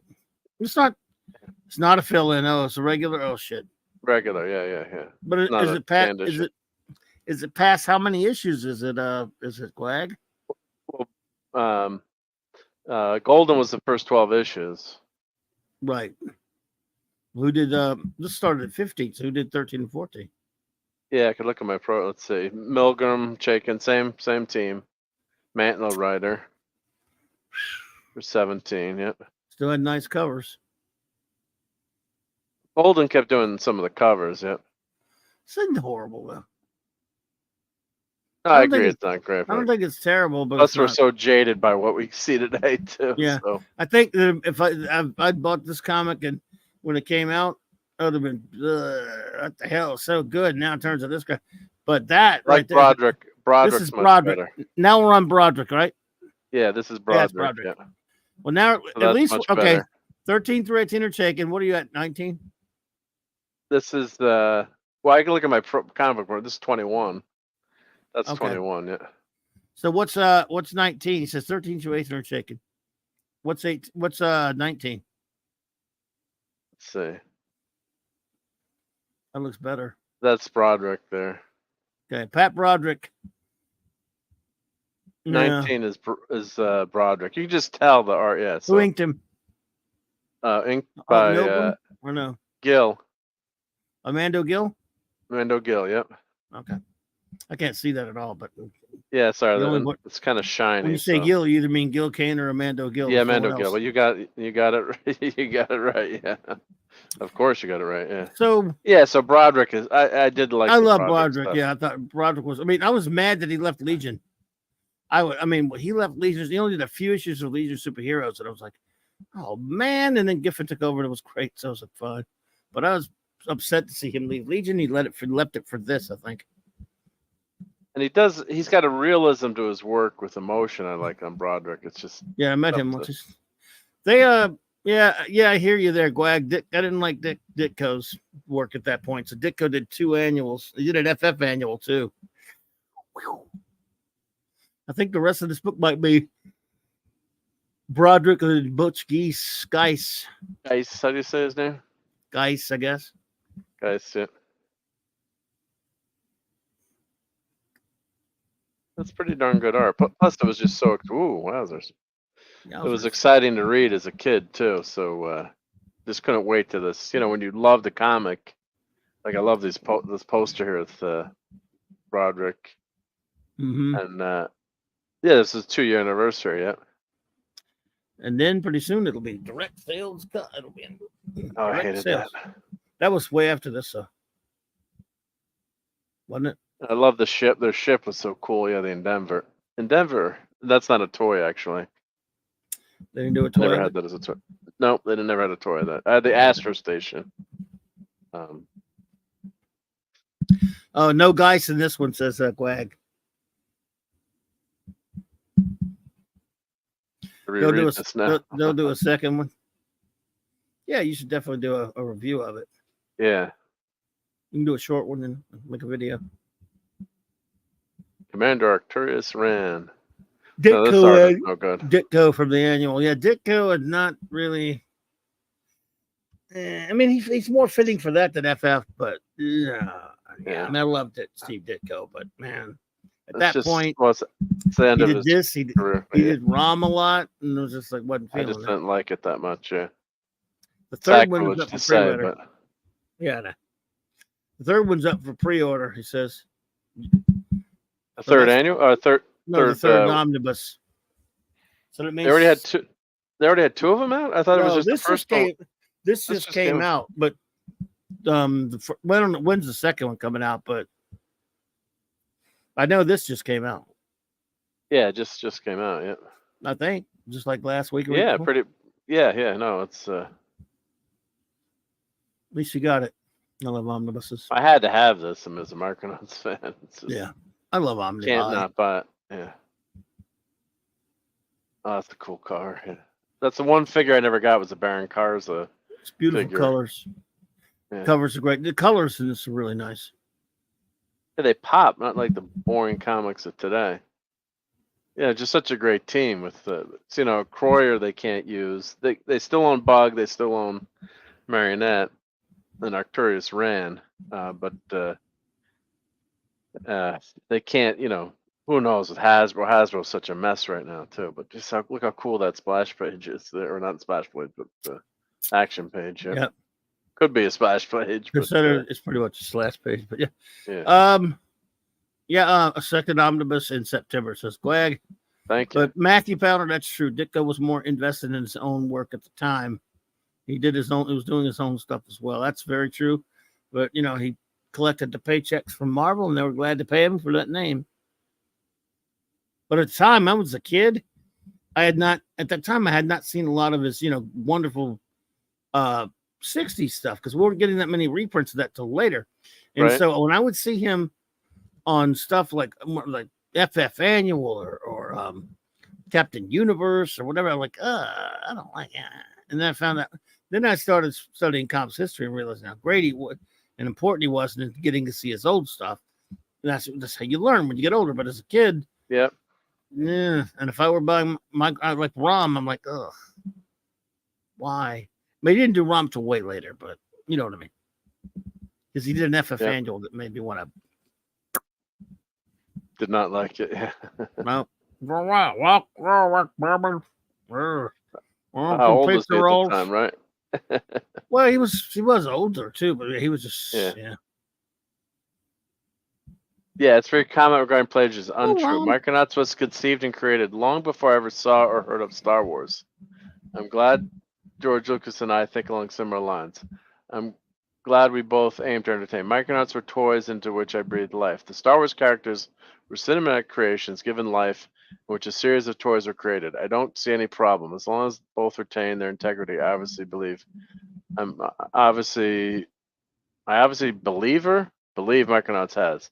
I'm willing to entertain any and all criticism, David. I'm pleased to say that until your letter, such criticism has been constructive and coupled with praise. Yep. So this is a letter that saying that the Micronauts, little toys breathed into life. Star Wars clone. Don't want to read every detail, but he's saying that the Micronauts were quote unquote a total copy of Star Wars. Yep. So, but he's saying here that he created it after he had never heard of Star Wars, which is true. I'm not sure when the first issue of Micronauts was published. Someone could look it up and tell me versus the movie. But yeah, no one really knew much about the movie until it came out. Plus, he used the toys to create. The toys existed before anything of Star Wars existed. So, he went with that. Of course, he did make Microtron. A much smaller. Microtron is a smaller robot, and Biotron is a big robot. So, people said, well, R2D2 and C3PO, it's a small robot, but it's just and I just happen to flip to that on the page here, but very interesting. Yep. Indeed. So here's Mantlo talking about how he created the Micronauts. Mm. We're saying Christmas '77, so December of '77. Star Wars is not out until May. I mean, isn't he an invalid in the bed now? Can't even do anything. Yeah, so, unfortunately, he was in a very bad. I think he was roller skating or skateboarding. Or biking, I can't remember exactly, but it that's was since the '90s too. Yeah, so hit and run. He couldn't have wrote this stuff now. No, this is 1978. Yeah, this is 1978. Right, yeah. There's some concept art by Bob Hall. Oh, there's the Astro Station, which is the toy I have. There's a Croyer.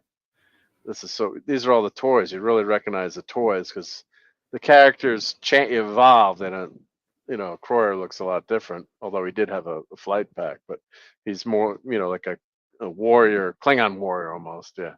So these were written, boom, 1978. The Micronauts are coming. I love seeing these. The house ads, yeah. House ads, yep. So Nice. it's just. I mean, I don't. I think Gwag. I know Gwag likes the Micronauts and a bunch of other people, but it's an overlooked book. But it's part of it's a nostalgia factor, but it's some damn good storytelling in this. Yeah, this is a nice ad. Yeah, there's the characters. It's great design. I mean, great translating the characters to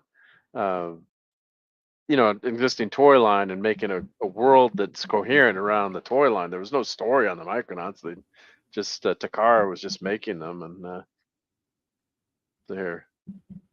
Yeah. Oh, we have subscribe, right? Battlestar Galactica.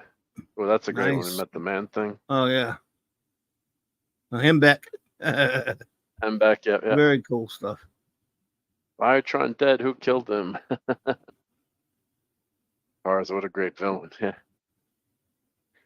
Yeah, so it's some of the original artwork. I'll flip through here. And then we get to, let's see, I think some of the ads are in the back there. They had their own alphabet they created. The Enigma Force. Evolution of the Micronauts by Mantlo, yep.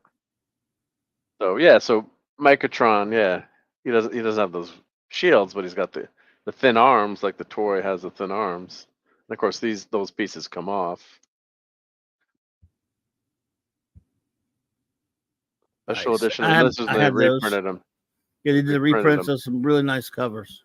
Yeah, new covers. Beautiful covers. Yeah. Yeah.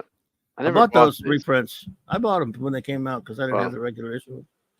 And they got. Did they do the first 12? Did they do the first 12 or did they? Oh yeah, they must have done 12. Yeah, because there were 6 of them, right? 12. There were 6 of them, right? Yeah, so Micronauts 8 to 10, yeah. Or whatever. Yeah. So I think they did all of it. They had some great colors. Yeah. Beautiful. Yeah, I bought all those. Yeah, because 12 that's the first storyline, 11 to 12, yeah.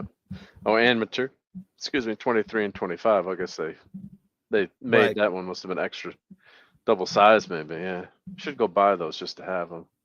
Complete. I don't know what they go for now, but they were really beautiful. They were all very slick, very stylish, slick paper. Even Baxter paper, even they were thick, and at the time they were like a whole $2, $2.50, but they were worth it. I remember buying them. I think I ordered, I got them at the bottom of the shop I was working in. So they're too cool. So yeah, this is a joke ad. Yeah, be the first in Black to own the incredible Macatron new from the fantastic world of Micronauts. I'm thinking it's a joke.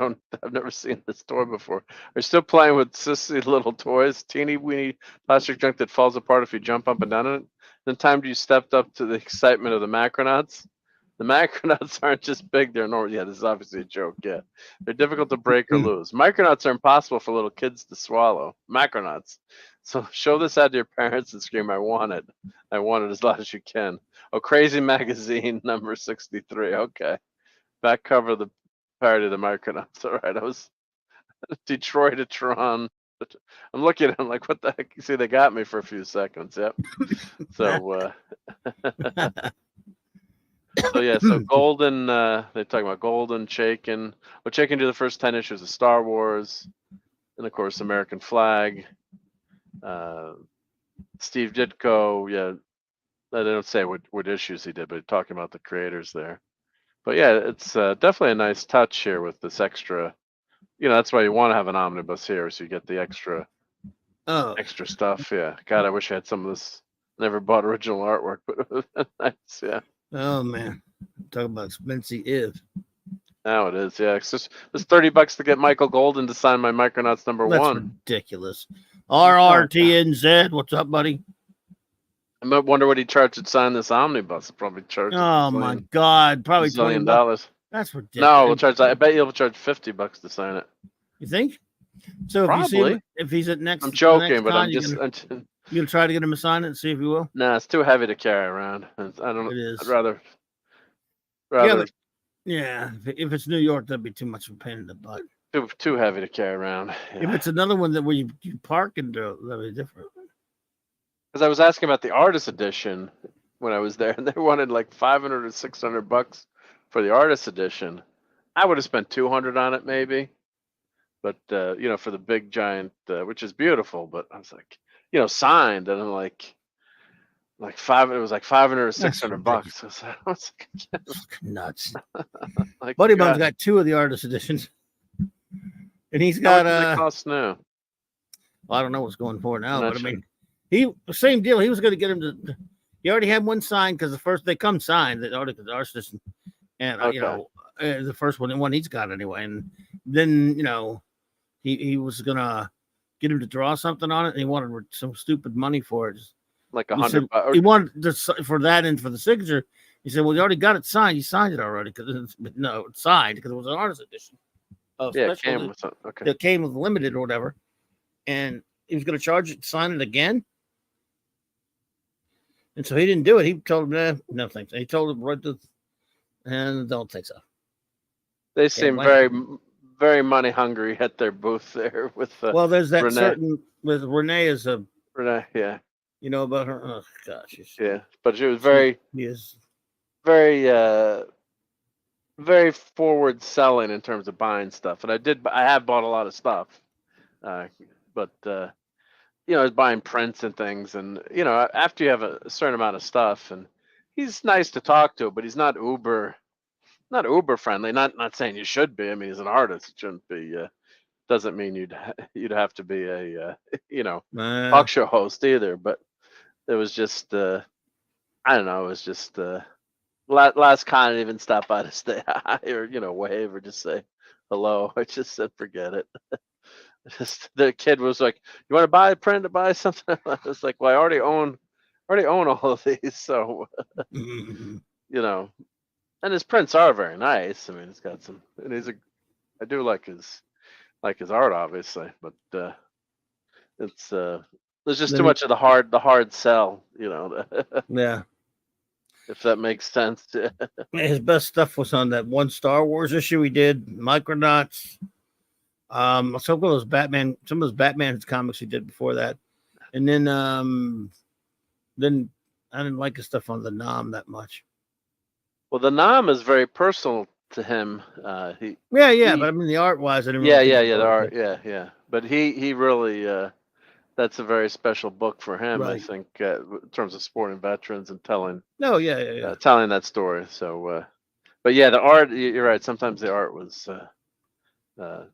not the best on that one, but that's a very popular book. I think did that last what? How long did the Nam last? That lasted quite a while. A long time. Right. Yeah.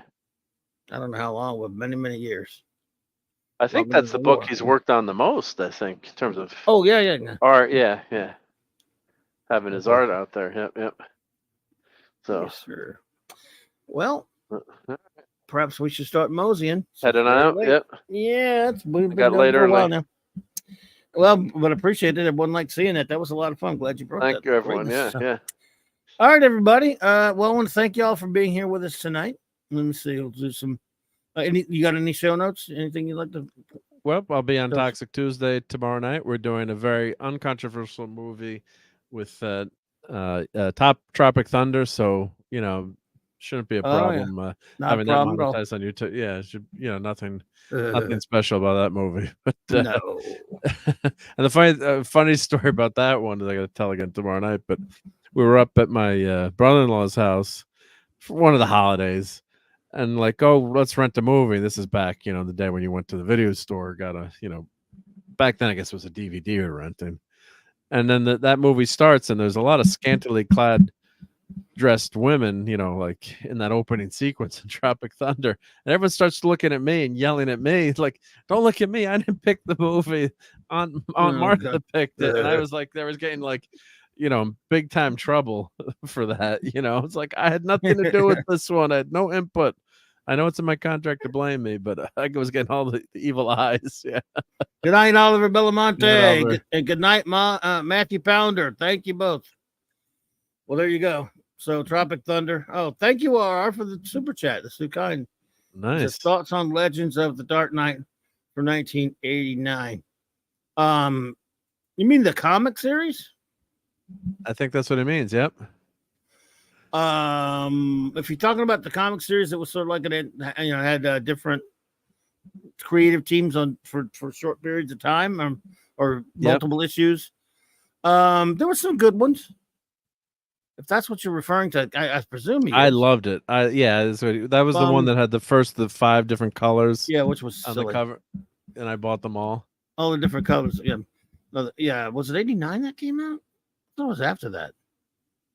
Well, it was a great. I thought it was. I loved. I mean, it was hit hit or miss in terms of the sometimes the creative teams, but I loved it because you knew you were getting like a story in 3 issues or 4 issues.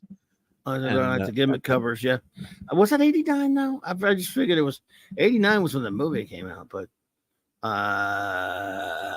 anyway, could be. Yeah, no, that's about right. I think. Yeah. I don't know. I'm gonna look at my database here. Legends of thought it was a little after that, but okay. Then either way, I mean, it could be whatever. So if that's what again, I haven't confirmed or has to confirm that's what he means. Yeah, 89. Yeah, 11/1/89. Okay. Yep. Weird. Well, because to jump on the popularity of the movie, probably I think it came out just after the movie. But Shaman of Gotham was the first. Denny O'Neil and Hannigan, right? Pratt. 89. There you go. Venom, and then Prey. Then they did Gothic Part 2, Prey, then Venom. Yep. Anyway, so basically, I only picked it up when I liked the creative team. If I looked and saw it had a good art and had a writer that I liked, I would pick it up. RR. So I bought it sporadically. I mean, I wasn't completist about it because they changed. It was meant to be like just stories, like pockets of stories of issues and stuff, as you well know. Because you knew the year better than I did. I could have swore it was a little bit after that. It feels like it because 89 was the year of the movie. But anyway, yeah. I thought the colors cover thing was a dumb gimmick. I hated it. And that started the evil cover gimmick, I yes. think, right? Wasn't that the first? Was that the first one? Yes, that started it. No, that was started it, but that was All that was the first one. All that was different color covers. It wasn't like a foil or any of that kind of crap. But was that the first one that had multiple covers, not just like an alternate cover? Variant, you mean? Yeah, like with like a gazillion, like with more than just one. Well, it wasn't really much of a variant because it was just different colors. Yeah. Backgrounds, but don't quote me on that. It seems like it could be, but I can't remember. Variants are different though. Even like dumb embossed foil covers are different. Yeah, I'm just wondering if anyone knows the history of that. Yeah, but as far as like the kind of variants they do now, anyway. So, but basically, just to finish the point on that is. I can't really remember now how many issues are like, but once in a while they had some stories I thought were pretty good, and they rarely seem to have art that I really liked in it that often. But so that was my metric personally, is I wasn't collecting so much as if they had an interesting art creator team on it and it looked pretty cool from the cover, I'd pick it up and read a certain storyline. 2 issues, 5 issues, 6, right. So that's what Venom was pretty good. Yeah, but I did like that where they broke it up and you knew you were getting like a story, and however, they tell you in the beginning of the story, I think like, it was part 5, so you knew you were done. Yeah, you knew you were done. So it's like a bunch of miniseries basically. Yeah. You knew on the cover what you were, which was a good idea. What you're getting, yeah. The stories in that series were excellent. A throwback to some great Neil Adams stuff and the 70s. I'm not a completist either, says yeah. So it was a cool idea. So yeah. I even like Batman Black and White with the first series they did. So good question. Thank you so much, R. Now let's see, show notes and shout outs. Yep. Tuesdays and Thursday nights, I guess I'll be hanging with the great Tom Connors and that Augusta group over there at Midnight's Edge After Dark. Then I will be hanging out with again, Mark said he'll be with Toxic Tuesday tomorrow night on the great Nick Weiser's channel. Hopefully Wednesday night, if Loki does have the comic roundtable, I'll be there. Then I have Okay. Yep. Wild card on Wednesday night, and then the next night, Thursday night, Globby's Clubhouse with Mark and Raquel. We'll have the Blake 7 episode, the Kolchak episode, the Star Trek Unlimited comic reviews. There won't be a Fantastic Fridays on J-Man's this week because he's got something going on. Oh no, Friday won't be fantastic. Damn. No, it will be the following week, so I won't have anything to do then. But I'll be hanging with the boys at the Friday Night Comic Shop Talk Gang with Nick Weiser's channel. The good old D. Bud Martin will join us 8:30 Central for more reviews of Amazing Spider-Man comics circa the Romita era. So there's that, and then Saturday Night Star Trek. 4 more episodes of Voyager reviewed by myself and my wonderful first officer, Commander R.M. Briggs. And that is about it until the Sunday Night Geekery, when you have to end your week with within Geek on the Great Mark TV with the Seas channel. 10 p.m. Eastern Standard Time for the Sunday Night Geekery/Eatery. So I want to thank the great J-Man again for having me earlier with Sean, and J-Man and I had a fun time reviewing 4 more issues of Legion of Superheroes. It was great stuff. Love it. And I want to thank you all for being here with me tonight.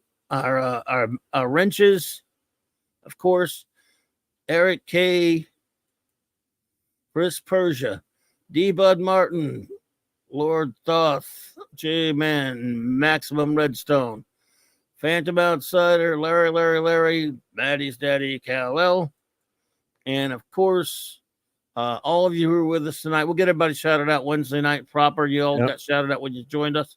We're going to head on out here, but I want to thank the great Mark D. with the C, the Chief Engineer, for joining me. Thank you. Appreciate you. Great to be here. Thank you. Hail to everyone in the chat. Have a great day tomorrow. Go Yep, buy everyone. old comics. Have a great start to your week, my friends.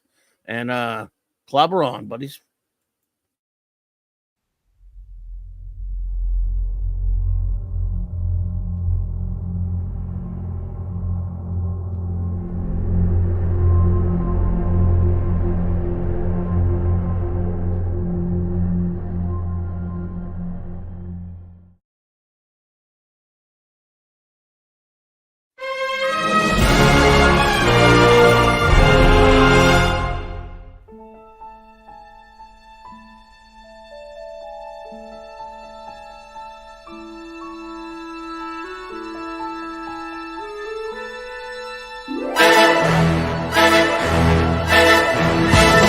Clobberin time!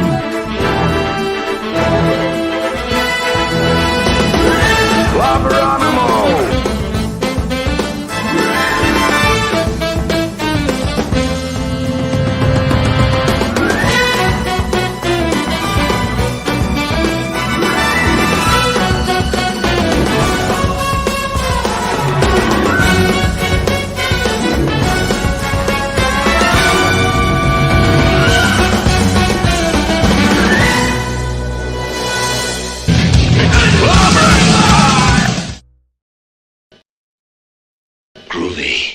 You have to set an example even in the face of stupidity. Now, everybody that reads comic books knows that Kirby's Silver Surfer is the only true Silver Surfer. I just love clobberin time!